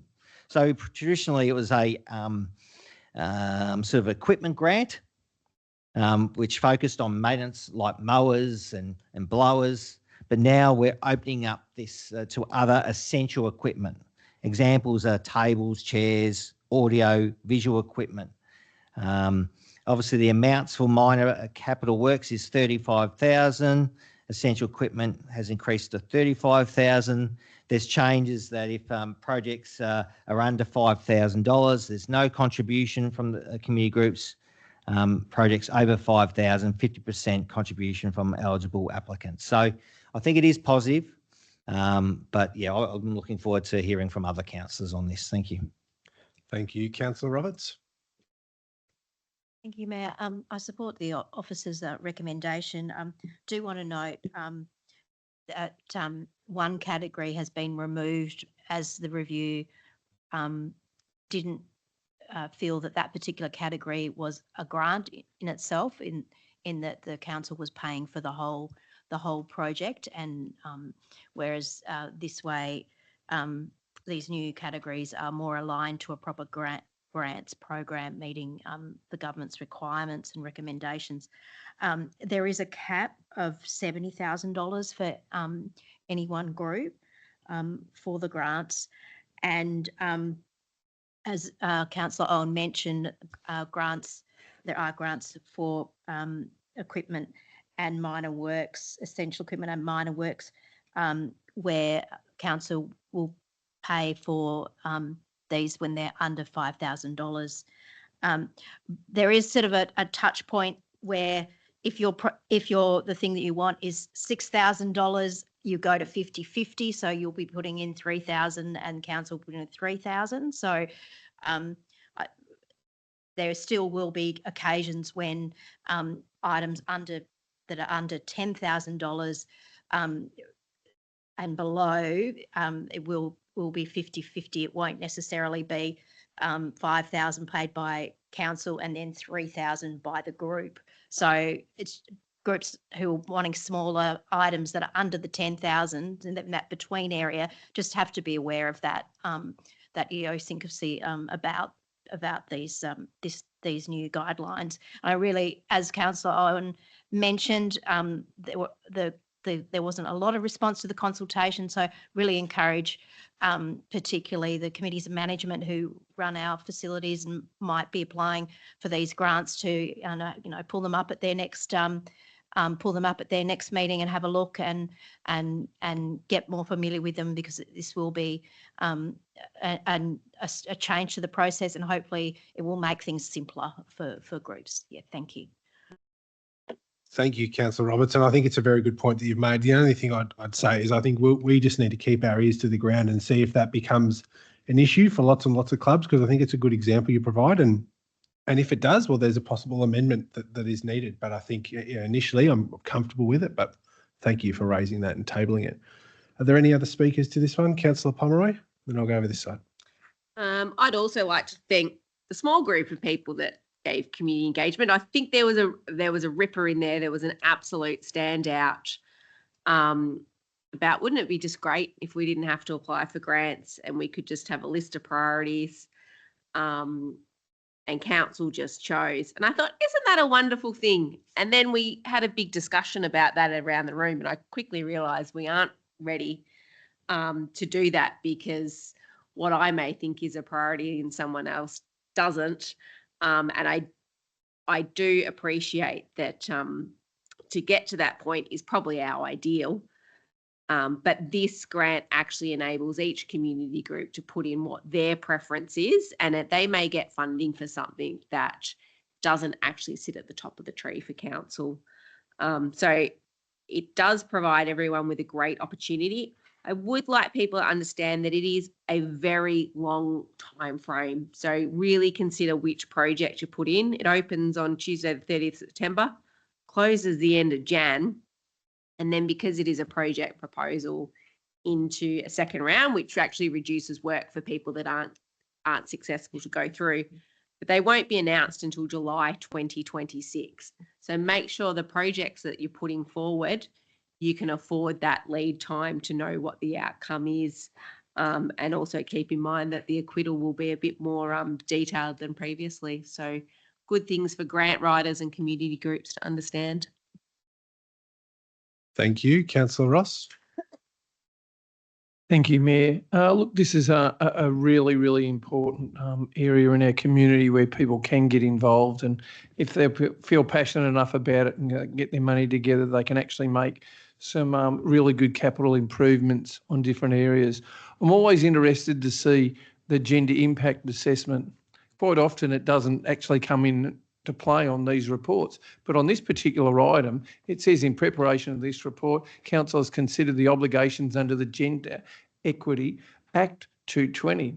Gender impact statement was completed as part of the engagement planning development of the Capital Works Grants Policy Review and identified a number of recommendations.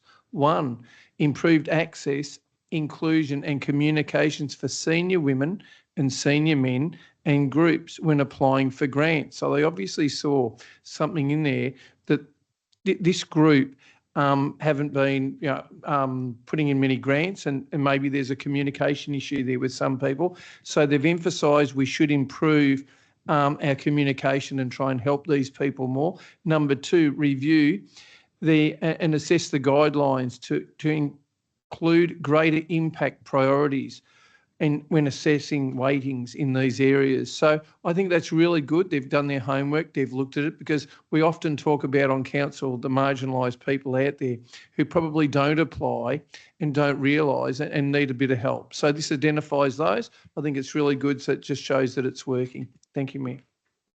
Thank you. Councillor Potter? Well, Councillor Ross pretty much said what I was going to say. Bless. No, it's good. We're on the same page. Thank you. Are there any other speakers to this item? I'll go back to you, Councillor Owen. Thank you, Mayor. Thank you all to all the other councillors who contributed to this item. I just wanted to highlight, I know this council has had an ongoing conversation about council-owned land and Crown land and council responsibility. So I'm really pleased that through this review policy, we still acknowledge the importance of Crown land and communities of management, and they are still eligible for council grants, even if they're on Crown land, which is non-council owned, but obviously still public land that the state owns. So really pleased with that. As part of the suite of documents, we've got the Community Capital Works Grants Program Guidelines, and this report is really clear. It really helps residents understand the application process, the changes, key dates. So I encourage community groups to have a look at it. I hope that it is more simplified for our community groups to apply for these grants. Yes, it is on council-owned land or Crown land. They are improving councils or Crown land assets. So thank you for their volunteer time in trying to do that. So I'll move the report. Thank you. Thank you. So we'll put the officer recommendation to 7.3.3 up for a vote. All those in favour? Declare that carried. Thank you. All right, let's move to 7.4.1, Capital Works Report, August 2025. The recommendation is that Council 1 receives and notes the performance report for the financial year 24-25 capital plan. 2, approves carry forward of $3,072,879 from the financial year 24-25 capital plan for completion in the 25-26 capital plan as set out in Appendix 1. 3, notes the following in-year adjustments of the 25-26 capital plan. A, delivery of Cooey Rup Netball Court refurbishment and lighting replacement. B, design of Officer South Road. C, changes to child projects in the sealed road and road pavement renewal programs. They're the changes. Do I have a mover for this item? Councillor Ross. I move the officer's recommendation. Thank you, Mayor. Thank you. Is there a seconder? Councillor Roberts. Over to you, Councillor Ross. Thank you, Mayor. Look, this is a really important document.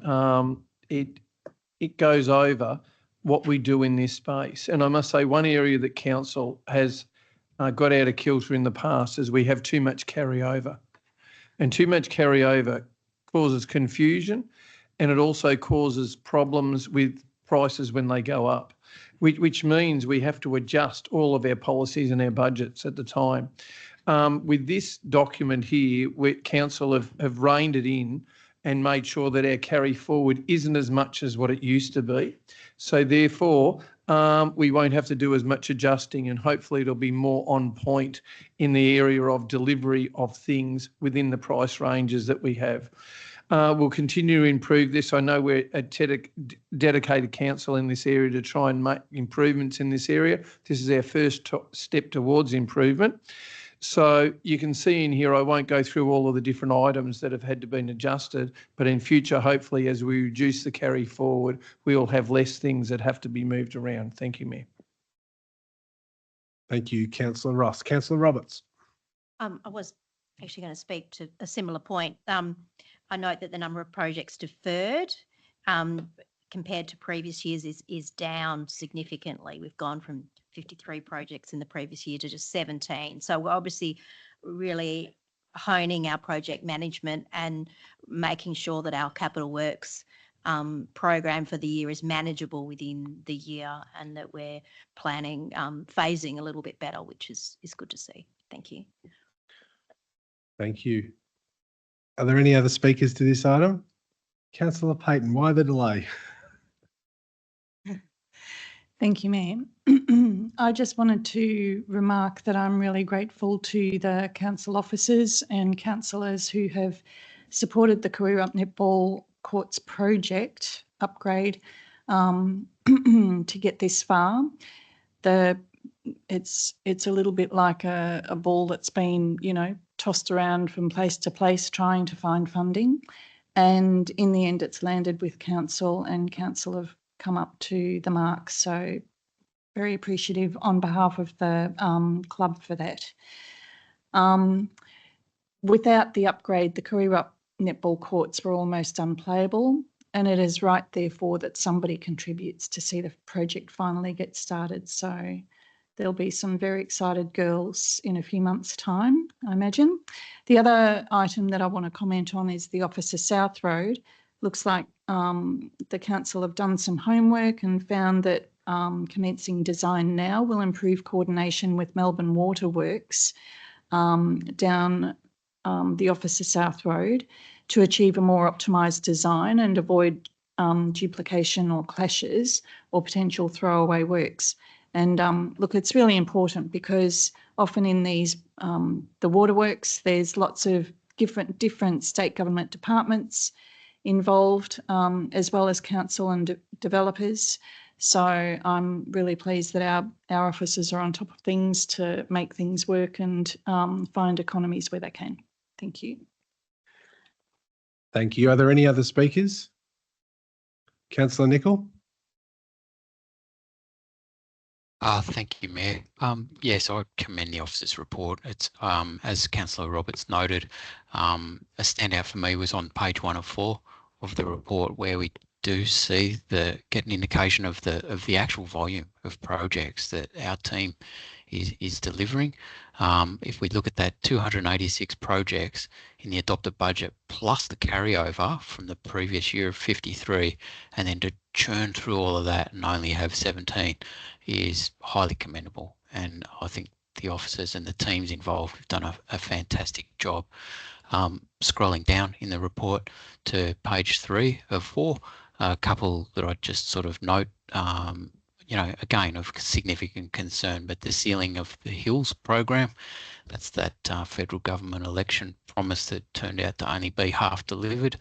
That money is now slowly, the promised money that did make it to us is about to be used up, and that will create a significant gap in our sealing of unmade local roads, which in turn stalls the progress we've been making on the need to maintain those unmade roads. So that's an important line item to note, because in the next year or so it won't be there, and we'll have to replace it with something in order to keep that progress going. And also the other item that will be up for discussion later on around the Cardinia Youth Hub, I just note that large sum of money sitting there on page 3 or 4. Thank you. Are there any other speakers? Councillor Owen. Just briefly, just want to talk about on that same page 3 of 4, the Upper Beaconsfield Rec Reserve Pavilion. This works have been phased into appropriate delivery of the capital plan for roads and buildings. I do note there is concern regarding this project. We're still waiting on the issuing of a permit. I know there's complications around bushfire overlays and so forth, but I look forward to the issuing of the permit so works can commence for the Upper Beaconsfield Pavilion. Obviously, there is funding requirements, and we want to complete this project, this financial budget. So thank you. Absolutely. We've already turned the sod. I was there. Let's get going. Thanks, Councillor Owen. Yeah, absolutely. I'll go back to Councillor Ross to sum up. I think the team's covered all bases, Mayor. So nothing further. Thank you. Thank you, everyone. All right, we'll put the officer's recommendation to 741 up for a vote. All those in favour?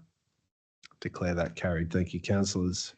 751, performance and growth reports for quarter 4, 24 to 25. The recommendation here is that we receive and note the contents of the performance and growth reports for Q4 24-25. Do I have a mover for this item? Councillor Ross. I move the officer's recommendation. Thank you, Mayor. Thank you. Seconded by Councillor Pomeroy. Over to you, Councillor Ross. Thank you, Mayor. Look, this is a really important report. It highlights the performance on council and the growth reports in the quarter. This helps us as a council to look into our budgets in future, look at areas of growth that are growing, and helps us identify areas where we might be underperforming. I think as a growth council, we need to be on top of this all the time. It's a very, very important document for us. And I think the document speaks for itself. So anyone who would like to read it, it gives us some really good reflections there on what's happening within our Shire. Thank you, Mayor. Thank you. Councillor Pomeroy. Thank you. This is a great report for internally, and we do often have a whinge that some of the strategic indicators are actually telling us something different to what we actually want to know. So we read a bit further into it. And one of those key examples is the unsealed roads, because it is based on the time that we actually review the problem, not solve the problem. So the report is what it is, but don't think that we aren't reading further into that and knowing exactly what is going on and where we'd like to see some greater improvement on this one as well. I think it is important to note that on this one, considering we have been chatting animals tonight, some of the indicators showing improvement around our animals reclaimed has increased from 42% to 45%. Time to action animal requests is decreased by nearly a full day. Councillor meeting attendances have increased. Missed bins, there are a lot missed bins than there was previously. And as we noted earlier in the council meeting, planning applications decided within the required timeframes are increasing. Performance is improving, but the actual figure appears lower due to a change in the calculation methodology. So there's some real key points that we're keen to see continue improving, and it's great to see that some of those are. So yeah, I think it's a good report, and it's a good one to keep an eye on and see what level of interest, the things that interest you, where we're at. Thank you. Are there any other speakers? Councillor Thompson. Thank you, Mayor. Also, I agree it's a really, really good report. So thank you to the staff that have put this one together.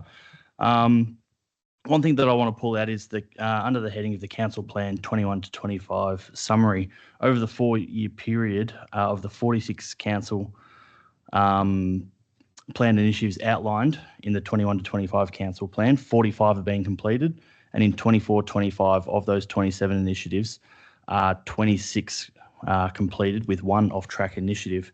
And that one off-track initiative is the completing the Pakenham Town Centre streetscape upgrades. And the comments under that are just the delivery of the upgrades are being recalibrated to work in with the delivery of interfacing state infrastructure projects.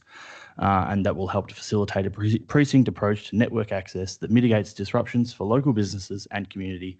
So it's just a nice strategic move by our staff to try and ease the congestion around that Pakenham Main Street area. But it just goes to show and highlights the importance of community feedback and engagement. And this report goes into detail about how we're doing our very, very best and trying to bridge that gap of customer satisfaction, but also, yeah, how important that feedback and engagement is for us councillors and staff in the broader community. Thank you, Mayor. Thank you. Are there any other speakers? Councillor Roberts. I'd just like to briefly talk to the growth and residential development trends that we're seeing and the officers bring to our attention through this report.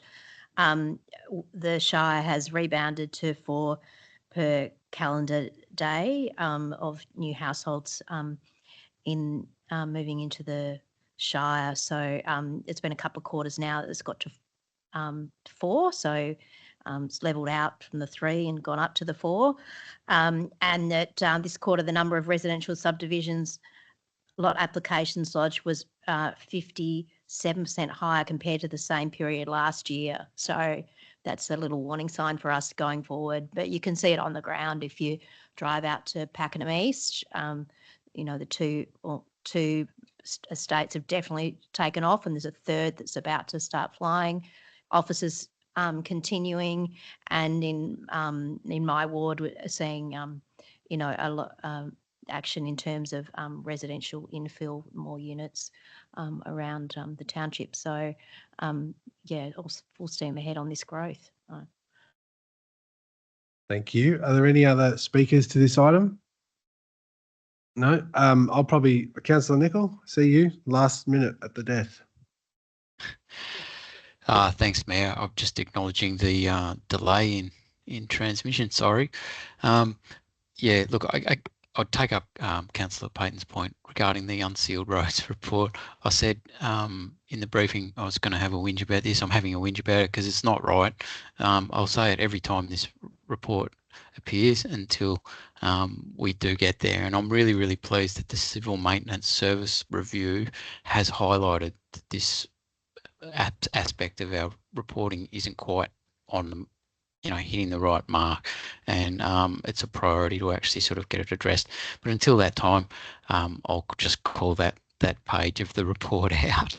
The drainage report underneath, it's okay. It's okay for things to go down sometimes when our actual performance is not going green and pointing in the right direction. It's all right for the organisation to call that out, because that's really important to us as council. For where we give things attention, and this is a great councillor group that actually reads these reports, and I look forward to when we get better insight into unsealed road performance.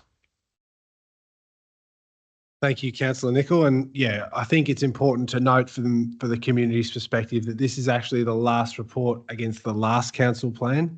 So that's obviously, what the previous council adopted, and some of those indicators are consistent and will be in next year's report, but we do have the opportunity to change some of those indicators that you see through there. And I think, I've been consistent even last term that, I think particularly it's no good when you see, 95% success all the time on an indicator, because it means you don't change anything or you don't look into it too much. So there's certainly some things we need to tweak in there, but overall, I am quite satisfied with it.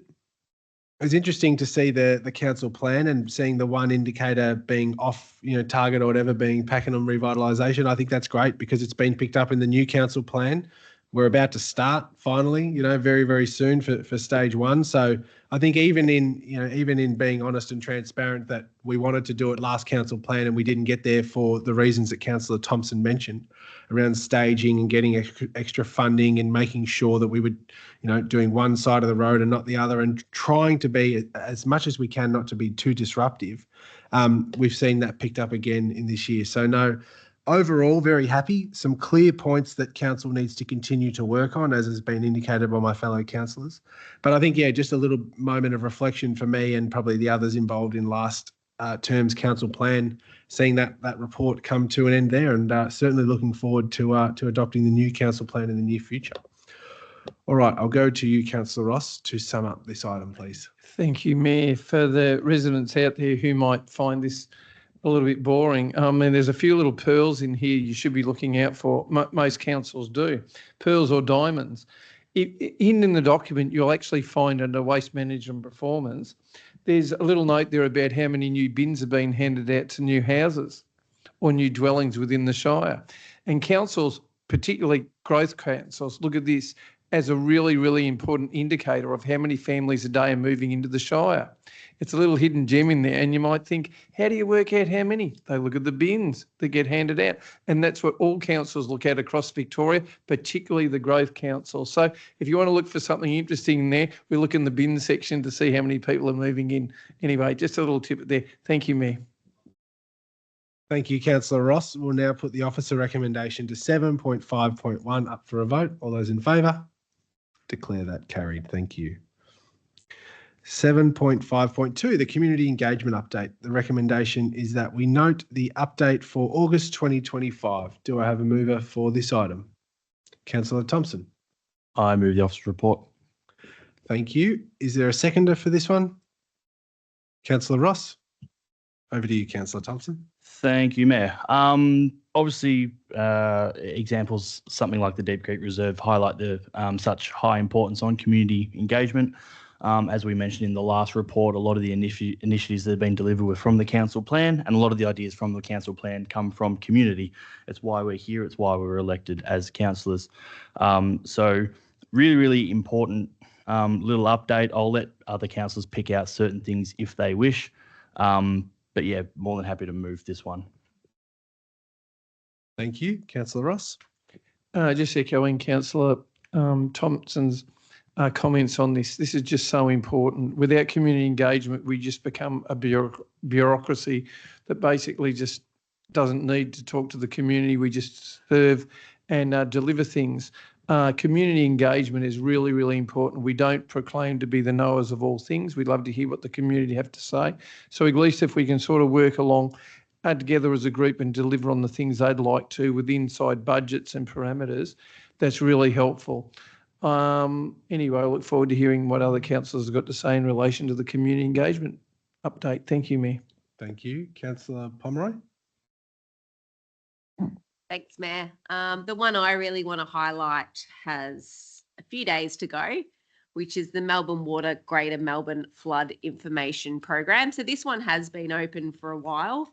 It is a engagement that Melbourne Water is running, but we are a key partner of this.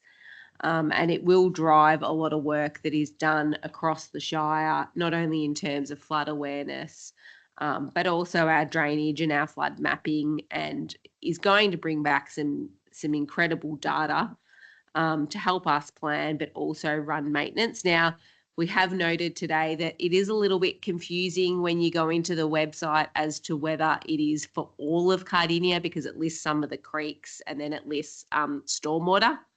Please, if you're not sure where to put your information about your floods, just pop it in the stormwater and just detail where the location is if you're not sure what creek it aligns to.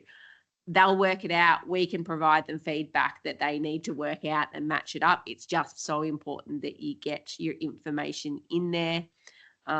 We experience flooding right across the Shire, but definitely out in Bunyip Ward, happens in each of our towns to varying degrees, and our townships are also heavily impacted. So please get in on that one. I know we have a heap of council engagement happening as well, and please get in on that. But the Melbourne Water one, it is a chance that you really shouldn't miss. Thank you, Councillor Pomeroy. Councillor Roberts? I just want to quickly highlight that the council plan consultation, eligibility plan consultation finishes tomorrow. So there's just one more day. Get in while it's hot. Get in now. This is your chance, particularly those listening online. You could just open it up now in another screen and do it right now.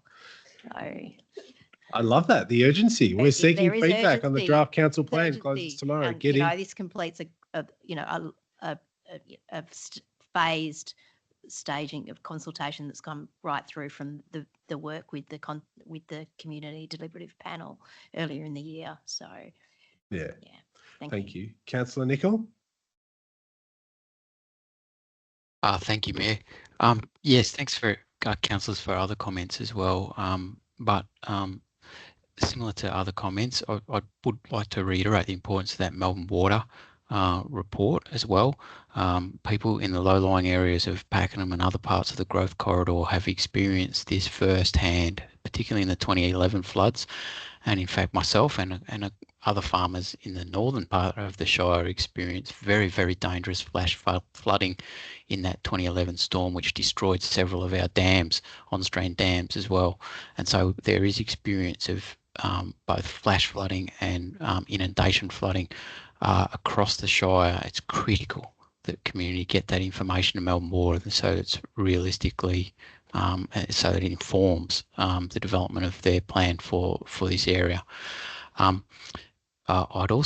noted one of the questions from the gallery tonight regarding the golf matter about the length of the engagement period, and I've taken that on board, and looking at this report, a high percentage of our engagements are running for only a period of 4 weeks, and that indicates two things: the speed at which council is being forced to move on a lot of its work, and the previous item, the capital report, was showing just the volume of work that is having to be gotten through by council. But we must be very, very careful as a council. If engagement is to be genuine engagement, we need to allow enough time for community to engage. And I think that this month's engagement report highlights that, plus the question from the gallery tonight highlights that point, and is serious food for thought for us. Thank you. Thank you. At the risk of doing it to death, I do want to mention the Melbourne Water community engagement, just because they came in and briefed us this afternoon, and something I'm really conscious of and raised was, I think it's fantastic that they're doing that. And what I'm worried about is a lack of responses from the urban areas of our Shire, particularly Pakenham, Officer and Beaconsfield. So I think, just want to echo Councillor Pomeroy's comments around, if you get on there and you don't know where you're supposed to go or whatever, or even if you don't think what you want to contribute is particularly substantial or detailed, please do so. I think sometimes the flooding risk of Pakenham and our urban areas is overlooked because, it doesn't happen very often, but when it did happen last, it was catastrophic, as we know, and it will likely happen again in a worsening climate environment. So just want to make sure we capture that. Of course, for some of our low-lying rural towns, they already have a myriad of drainage issues, and so it doesn't take much rain to get them to flood, and that's not good either. But I just want to make sure that our community is well represented in this, particularly given our size, 1,280 square kilometres, and we have a low population per kilometre base. So there'll be other municipalities that have more responses that are really probably less at risk of flooding and the impacts of flooding than we are in Cardinia Shire. So just to push that out there, all the community engagement's good. It's all good, but certainly that one, please, if you have anything to contribute, if you lived in Pakenham or anywhere in the Shire during the last big floods, please get on and provide that. Over to you, Councillor Potter. I just wanted to highlight that Cardinia Council does have a translating and interpreting service. So if you do want to contribute to the community engagement, or someone in your family does and they speak a language other than English, that is a possibility. Apparently you can just call 1300 787 624, 1300 787 624, or speak to the Cardinia Shire reception and they can put you through. Thank you, Councillor Potter. I'll go back to you, Councillor Thompson. I think we've done it. Thank you, Mayor. Just in surmising, for community who aren't online or anything like that, or aren't reading through, creating.cardinia.vic.gov.au is the place to head to find our current things that are open for your input and feedback regarding all things community engagement. I do have another point, but I'll leave it there for this evening. Thank you. Leaving us on tenterhooks. All right, we'll now put the officer's recommendation to 7.5.2 up for a vote. All those in favour? Declare that carried. Thank you, councillors. Thank you, Councillor Owen. We'll note that in the minutes. Agenda item 7.5.3, Audit and Risk Committee Biannual Report, August 2025. The recommendation is that we note this report. Is there a mover here? Councillor Trudy Payton. Thank you, Mayor. I move the report as noted. Thank you. Thank you. Would anyone like to second? Councillor Nicol. Everyone take a breath. Over to you, Councillor Payton. Thank you. This biannual report, which means it's every 6 months, summarises the activities carried out by the Audit and Risk Committee, which I'll call the ARC, in compliance with its purpose as set out in the Local Government Act. There's been a shift of representation on the committee during the past 12 months. Councillors Kowaczyk and Davies were replaced with Councillor Nicol and myself. Independent panel member Michael Said was replaced with Kylie Ma earlier in the year after Michael's retirement from the role. Our CEO Carol Jeffs was replaced with interim CEO Peter Benezek. I'm grateful to our chair Vince Philpott and to Leona Lecombre for the stability that they've offered the committee during their ongoing role during the changes of the committee in this time. Council has a robust internal audit program, and it has been pleasing to see these reports being presented each meeting, along with how the organisation has progressed with closing out actions that have arisen from the program. I'm looking forward to working with the new internal auditors following the expiration of the contract with the previous internal auditors. Of particular interest will be the development of the new internal audit program, which will be aligned to key risks facing local government and will also include consideration of risks that may impact delivery of our new council plan. The interim audit has been undertaken and there were no new issues identified. This audit is undertaken around March in preparation for the end of the year auditing process as part of the robust external auditing processes. It's also interesting to see the focus on council policies, with a number of these being reviewed by the committee before they are formally adopted by council or management, and a number of these are detailed in the report. I thank the chair for tabling the report and extend that thanks to the other committee members. In particular, I really thank our executive leadership team and the huge amount of work that they put into just ensuring that this organisation chugs over and remains compliant with all of the statutory and ethical guidelines that we need to follow. Thank you. Thank you. Councillor Nicol as seconder. Thank you, Mayor. Yes, I'd endorse Councillor Payton's points that she's made in moving the matter and the officer's report, and just note and reiterate the volume of work that our executive management team support to come before the Audit and Risk Committee. Even just looking at some of the bullet points listed in the report for tonight, and to the sections that I can speak to from my time on the committee, fraud and corruption policy, occupational health and safety, IT risk management review, IT strategy, artificial intelligence policy, and with note to the risk management work that's coming from the Audit and Risk Committee. This is a very important piece of work as well. There are risks that we confront in local government that will just come to us, you know, bushfires, floods, natural disasters and stuff, but there are also risks that potentially we can avoid so that they don't become issues, and I'm very interested in exploring that on my remaining tenure on the committee. Thank you to all the officers who support that very important committee of council, and I commend the report to councillors. Thank you. Are there any other speakers to this one? No, probably I'll just mention, that to thank the Audit and Risk Committee members, our councillor members for the work they do. Obviously, I love my time on it, and I look forward that I get to come back as an observer now due to a change that Councillor Payton and Councillor Nicol got on board with the rest of the committee. So I'll be back in terms of my role as the mayor, that I can come in and observe and participate in those Audit and Risk Committee meetings. So I'm looking forward to doing that, because yes, it can be very, very dry, but from a strategic risk perspective, this is where it happens for council. This is where, councillors can get ahead of the issues and bring it back to the group, with reports, either coming from the executive or management.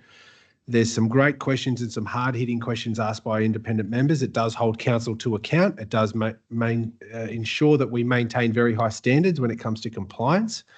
And there's an openness and transparency in a way that, the Audit and Risk Committee is really a great function of council. So, we thank them for the report. Back to you, Councillor Payton. Well said, Mayor. Nothing further. Thank you. Thank you. All right, we'll put the officer recommendation to 7.5.3 up for a vote. All those in favour? Against? Declare that carried. Thank you, councillors. 7.5.4, Environment Council Plan Initiatives Quarterly Report. The recommendation is that we note this report. Do I have a mover for it? Councillor Pomeroy. I would like to note the report. Thank you. Is there a seconder? Councillor Thompson. Thank you. I think this quarterly report gives us a good overview, not only of what has happened in this quarter, but a bit of a snapshot of the highlights of the previous year. 50,000 was given out in weed control grants. So that's 74 different organisations or individuals that we helped with weeds. 6,000 Indigenous plants were given away, another 80 individual landholders, and then we did things from fox surveys to community biodiversity, education and outreach. We supported 7 of the Friends Group and 5 wildlife shelters, continue to promote solar, green waste drop-offs. It's a really good read, pretty heartwarming. Completion of Pepe's Land wetland restoration project. Some really good things in there, so worth a read if you haven't yet had one. Thank you. Councillor Thompson. Thank you, Mayor. And 100% agree. Councillor Pomeroy, thank you for your comments. Just a couple of things that are also in there that are definitely worth noting that this team is taking care of is a few of our heritage sites. So conservation for Nanagoon North Hall and the Heritage Festival at Emerald Museum, as well as water initiatives and a successful Melbourne Water Grant of $42,000, which goes towards Melbourne Water's livable communities. Thank you, Mayor. Thank you. Are there any other speakers to this one? Councillor Ross. Just highlighting a new initiative that came about a few years ago now, the green waste drop-off results for April and June this year. 2 green waste drop-off events were held in April and June 2025. These drop-off events were fully funded by Council's garbage charge. In April and June, 2 drop-off events were held at Future Recycling in Pakenham. Following the resident feedback, the Pakenham events were extended to include an additional Saturday. The April event ran over 7 days from Saturday the 5th till Saturday the 12th of April, and the second event of 2/25. It was our highest attendance at a green waste drop-off to date, with a total of 919 vehicles dropping off 135 tonnes of material. The other event, held in June, ran between the 7th to the 14th of June, had a total of 652 vehicles dropping off 105 approximate tonnes of green waste in 7 days. And with Saturday and Monday being the busiest days, I'd encourage ratepayers to look out for these events, particularly if you've got a high amount of green waste that you just can't fit in the bin or whatever. Look, these are here as an addition. They're fully funded by council and by you with your garbage charge. So please use them. Thank you, Mayor. Thank you. Are there any other speakers? There being none, I'll go back to you, Councillor Pomeroy. Thanks, Mayor. Nothing further to add. Thank you. We'll put the officer recommendation up for a vote for 7.5.4. All those in favour? Against? I declare that carried. Thank you, everyone. Okay, we'll move into councillor reports. Councillors, do you have anything to report that's relevant to your role as a councillor? Yeah, Councillor Roberts. I'll get things started. Late last month, I joined the Pakenham Seniors for lunch. Thank you to Sue and the lovely team there for hosting me. It was good to get to know this group a little bit better, and they gather weekly on a Monday for lunch, and also go on excursions and do a number of other activities down at the Pakenham Seniors. And then last week I visited Living and Learning in Pakenham to farewell Glenda George as she headed off for a well-earned retirement. Glenda was the Community Engagement and Inclusion Manager at Living Learning Pakenham for serving in that role for 5 years. She developed some great community programs, drew in some really great funding into Living Learning Pakenham, and a lot of this work supporting new migrants and refugees. She was farewelled at lunch with the women's conversational English class on their lunch break, and that was a program that she was particularly proud of developing. Yeah. So good luck for the future, Glenda. Thank you. Councillor Thompson. Thank you, Mayor. A couple of brief updates from me.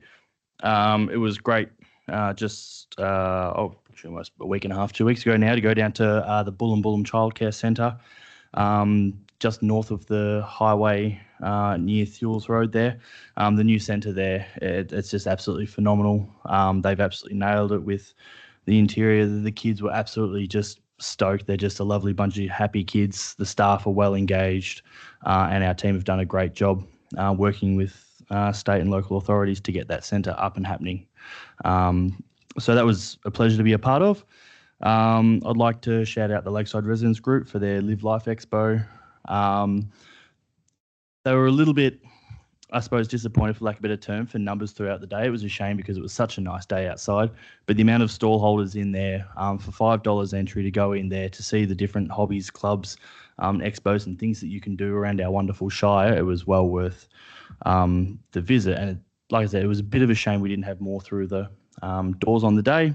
But I'll also like to thank them being patient with the current grants process that we're currently working through and whatnot, and that they were still able to manage to put on that event.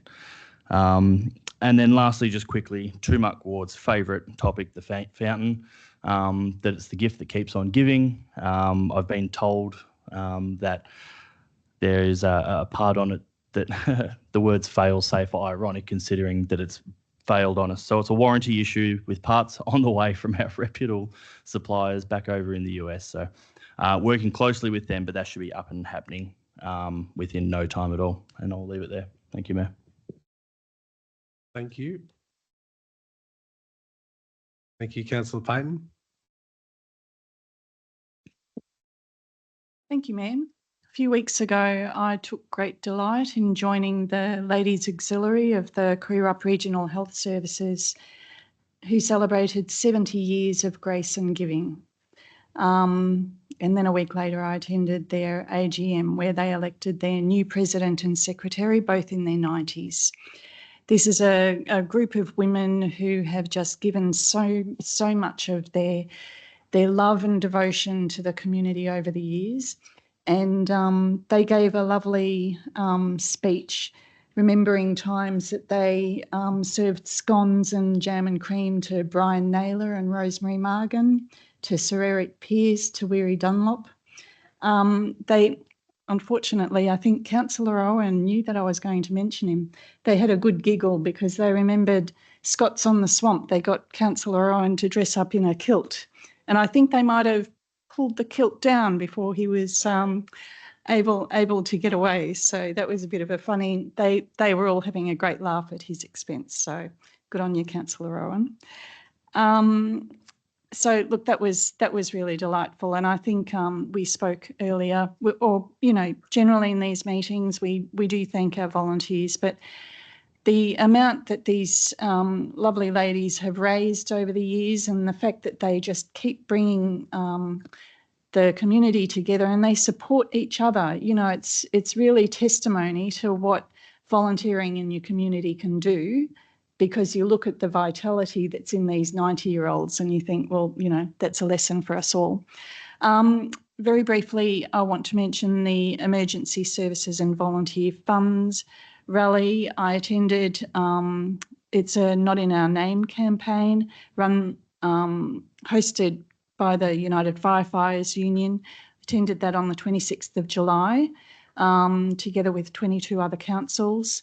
And I'm ongoing a part of the group, just keeping up to date with the initiatives that they work on. At the moment, they've formed a working party of 12 councillors.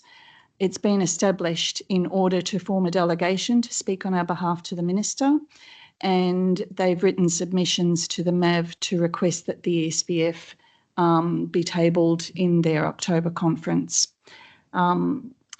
Tomorrow night I'm attending a rally down in Wonthaggi, and I'll bring some advice back to the other councillors on that. But just want to note that I'm not the only councillor here that's taking notice of this campaign. I know that Councillor Pomeroy and Councillor Nicol have both attended their online meetings.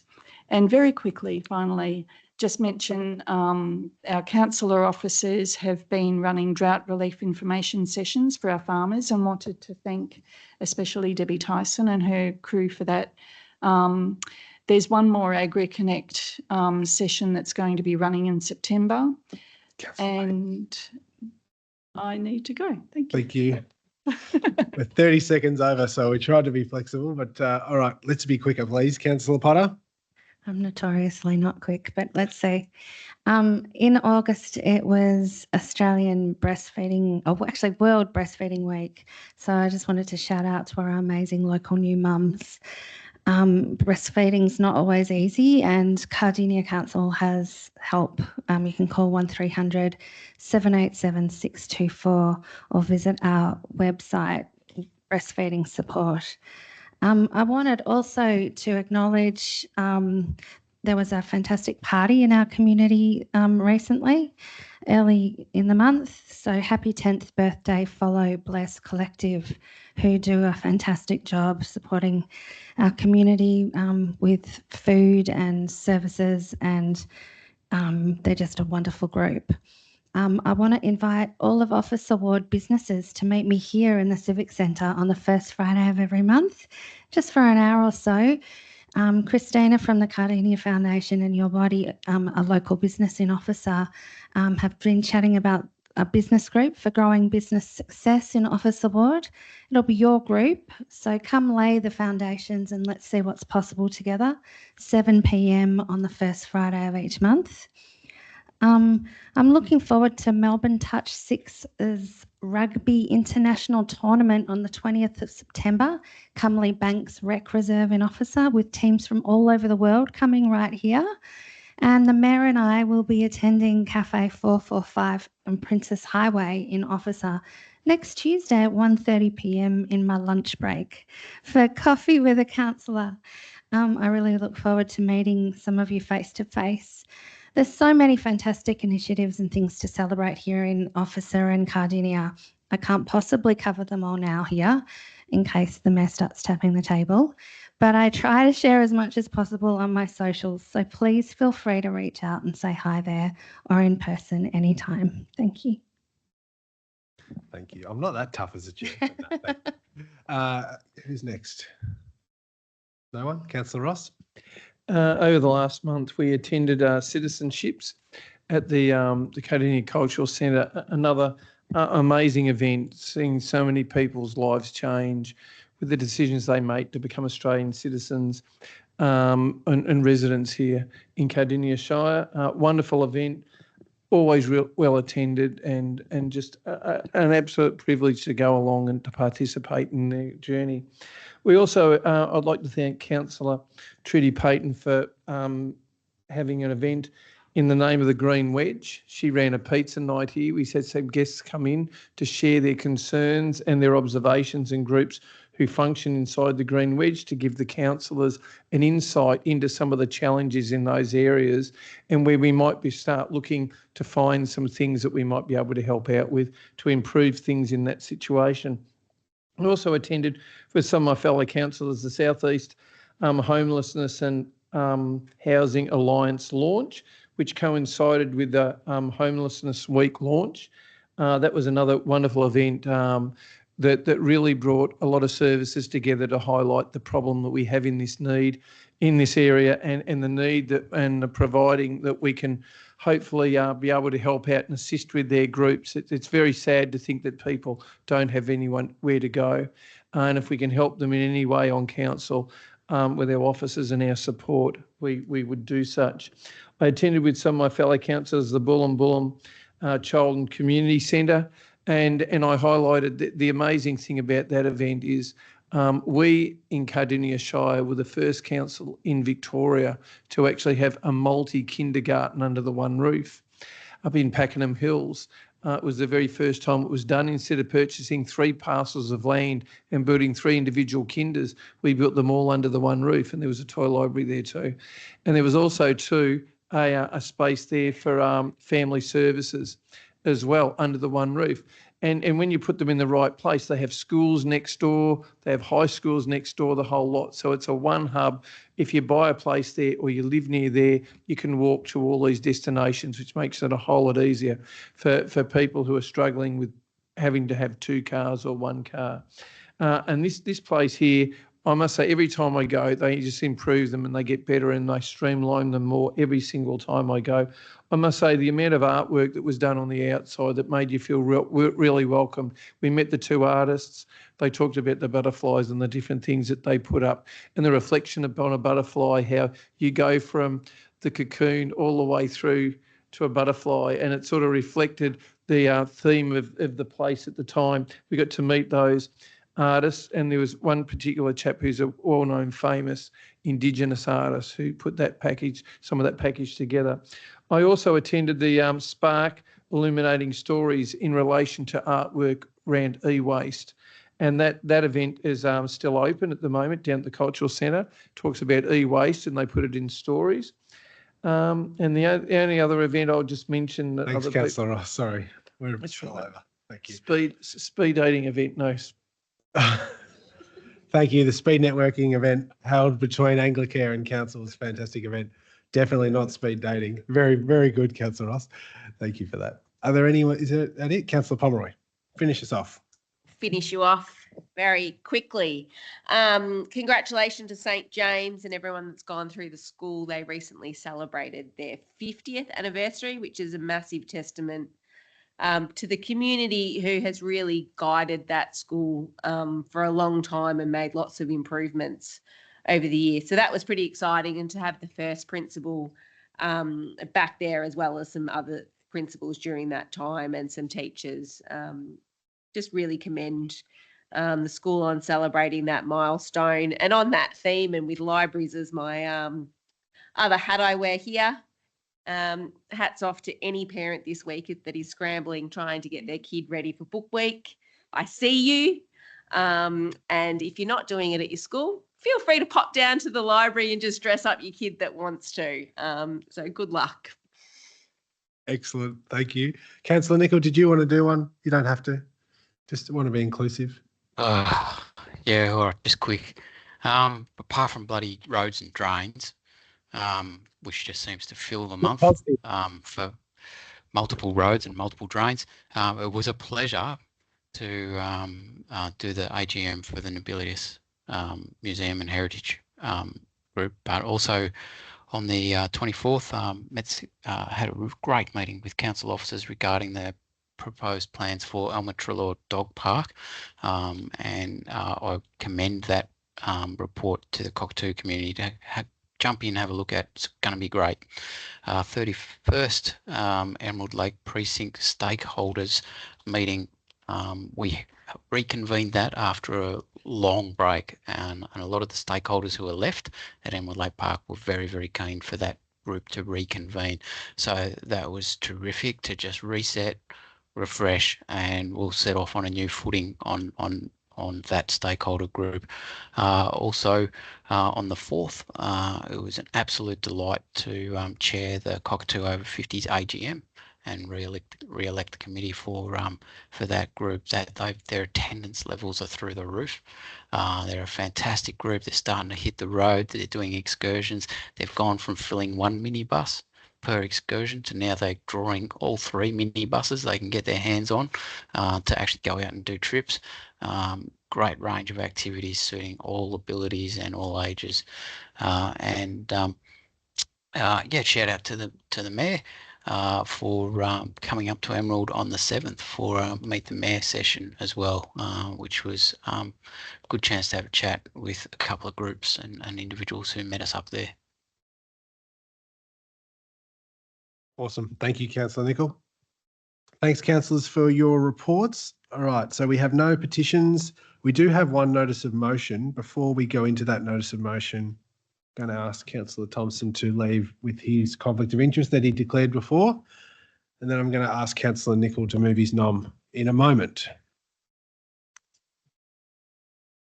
Thank you. So we'll note in the minutes that Councillor Thompson has left due to a COI. And over to you, Councillor Nicol. Can you please move notice of motion 1117?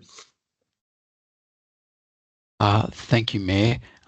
If I could note a slight amendment to the wording of the notice of motion as I read it out. I'll read it and then I'll just reiterate what the change is, if that's okay.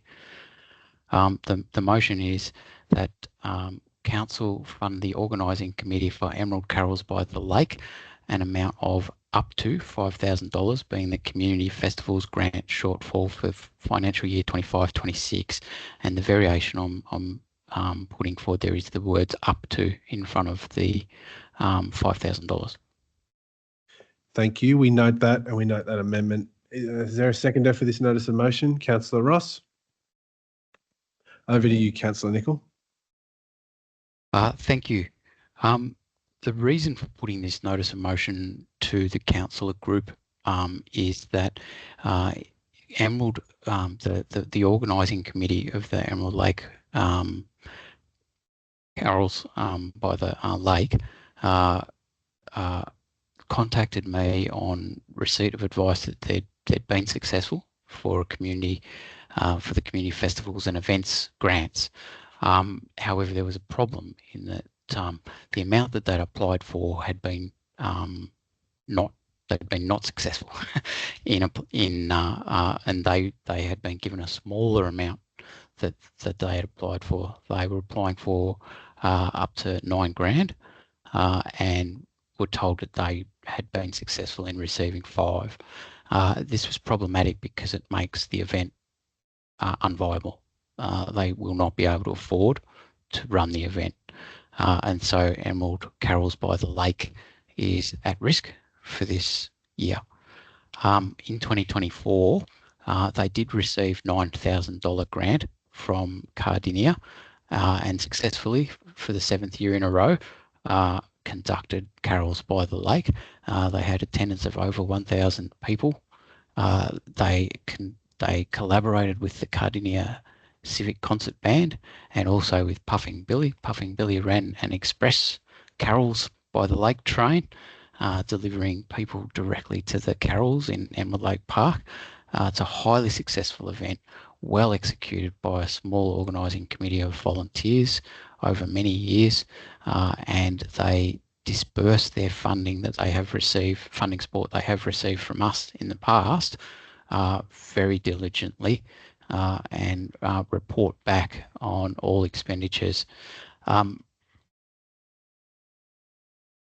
believe that with the viability up for question, though I've been going backwards and forwards with the organising committee over the last several weeks, and also with the council team that coordinates the festivals and events grants, and I believe that they're caught in this sort of in-between space under the new festivals and grants policy that this council passed earlier in the year, where they're not quite financially substantive enough to meet the category for Tier 2 level funding. However, they need Tier 2 funding. In discussion with the council team on how to resolve this matter, we believe there's a way through, and the committee is working in good faith to actually try and find a way where they might be able to meet the criteria of the policy. But if they cannot, this notice of motion is on the table to secure sufficient funding for them to basically be an exception to the policy for this year, given the short remaining time frame to when they need to be sort of getting into the serious organising part of this. We need to move quickly, assure them that we will make an exception to the new policy if we cannot find a way through. In the meantime, they'll continue to negotiate in good faith, and they think they may have found a way to actually demonstrate in-kind contributions up to the qualifying amount of $8,000 extra that they need to demonstrate to actually secure the higher level of funding from us under the policy. They believe they're close to that, but that needs time, and they're volunteers. And in the meantime, the clock's ticking, and they need to be sort of working out with the groups that they're collaborating with whether this event's going to go ahead or not. So we need to move quickly on this. They're working in good faith with our council officers. They may well comply with the policy by the end of that process, but in the meantime, we must support them, remove all doubt, and basically, in good faith, offer them the extra money now so they can move ahead with confidence. Thank you. Thank you. I'll go to your seconder, Councillor Ross. Thank you, Mayor, and thank you, Councillor Nicol, for raising this item. Look, it sounds like this is a safety net to underpin whether the event can go ahead. And as we know, if you don't book things in advance, you can have all the great intention at the last minute, but you just can't book people and run events. So you need a lead in time. Councillor Nichols has basically covered all of the bases here to try and find out how to work the issue, to try and get a solution to fill the gap. It sounds like they fell into in a gap between two funding levels in our grant scheme that they unfortunately couldn't quite get there for. This is the second largest town. In fact, it's the largest town outside the urban growth boundary, Emerald is.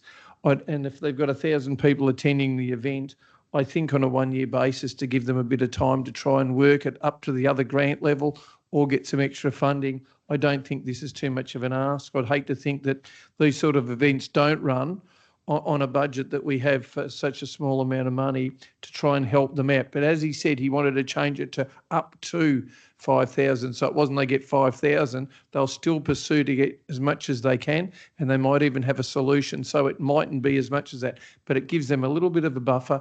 Anyway, I'd like to think my fellow councillors will support this. I will. Thank you, Mayor. Thank you. Would anyone else like to speak? Councillor Payton. Thank you, Mayor. Thank you, Councillor Ross. And I just wanted to commend Councillor Nicol for working with this group and bringing this to our attention. I was just looking back at my notes from the July meeting when we were talking about funding the Pakenham Carols, and I had some data here that across the Shire, apart from funding the Pakenham Carols, money spent on all of the other Carols events. In 24-25, we gave $51,280. In 23-24, we gave $48,100. And in 2022 to 2023, we gave $41,551. Now, given that I am very familiar with this Carols event in Emerald and know some of the organisers who collaborate, they really set the benchmark for how community-wide groups can come together and present a really quality offering. And I know that they work really hard to improve the offering every year. And I know that just to provide the sound and lighting that they want to is almost $10,000. So I am really pleased for the alternate motion, Councillor Nicol, and happy to support it. Thank you. Thank you. Councillor Pomeroy. I can't support this, and I appreciate you bringing it and the reason you've brought it, and I think the intent is there, but we have a grants process and a policy, and this is decided by council officers for a reason. So I am supportive of the group working with council. Like if it is that they've fallen between two tiers or that they haven't provided a salient bit of information that could potentially change, I am supportive of the officers working with the group. I'm not supportive of councillors running noms to change a grant amount. I'm sure they are not the only ones that have requested an amount, have been given that amount this year, and it has been reduced, and that is the nature of a grant. You can never bank on that funding as you go into organising your event. And I think that this just sets a massive, massive precedent around grants, and that's the reason I can't support it. So I'm not taking even into account the value of the event. I'm just taking into the account that I don't think councillors should actually be involved in running a nom on money that hasn't been put in a grant amount. Thank you. Are there any other speakers? Councillor Roberts. Through you, Mayor, I share Councillor Pomeroy's view on this matter, and I'm acutely aware that there are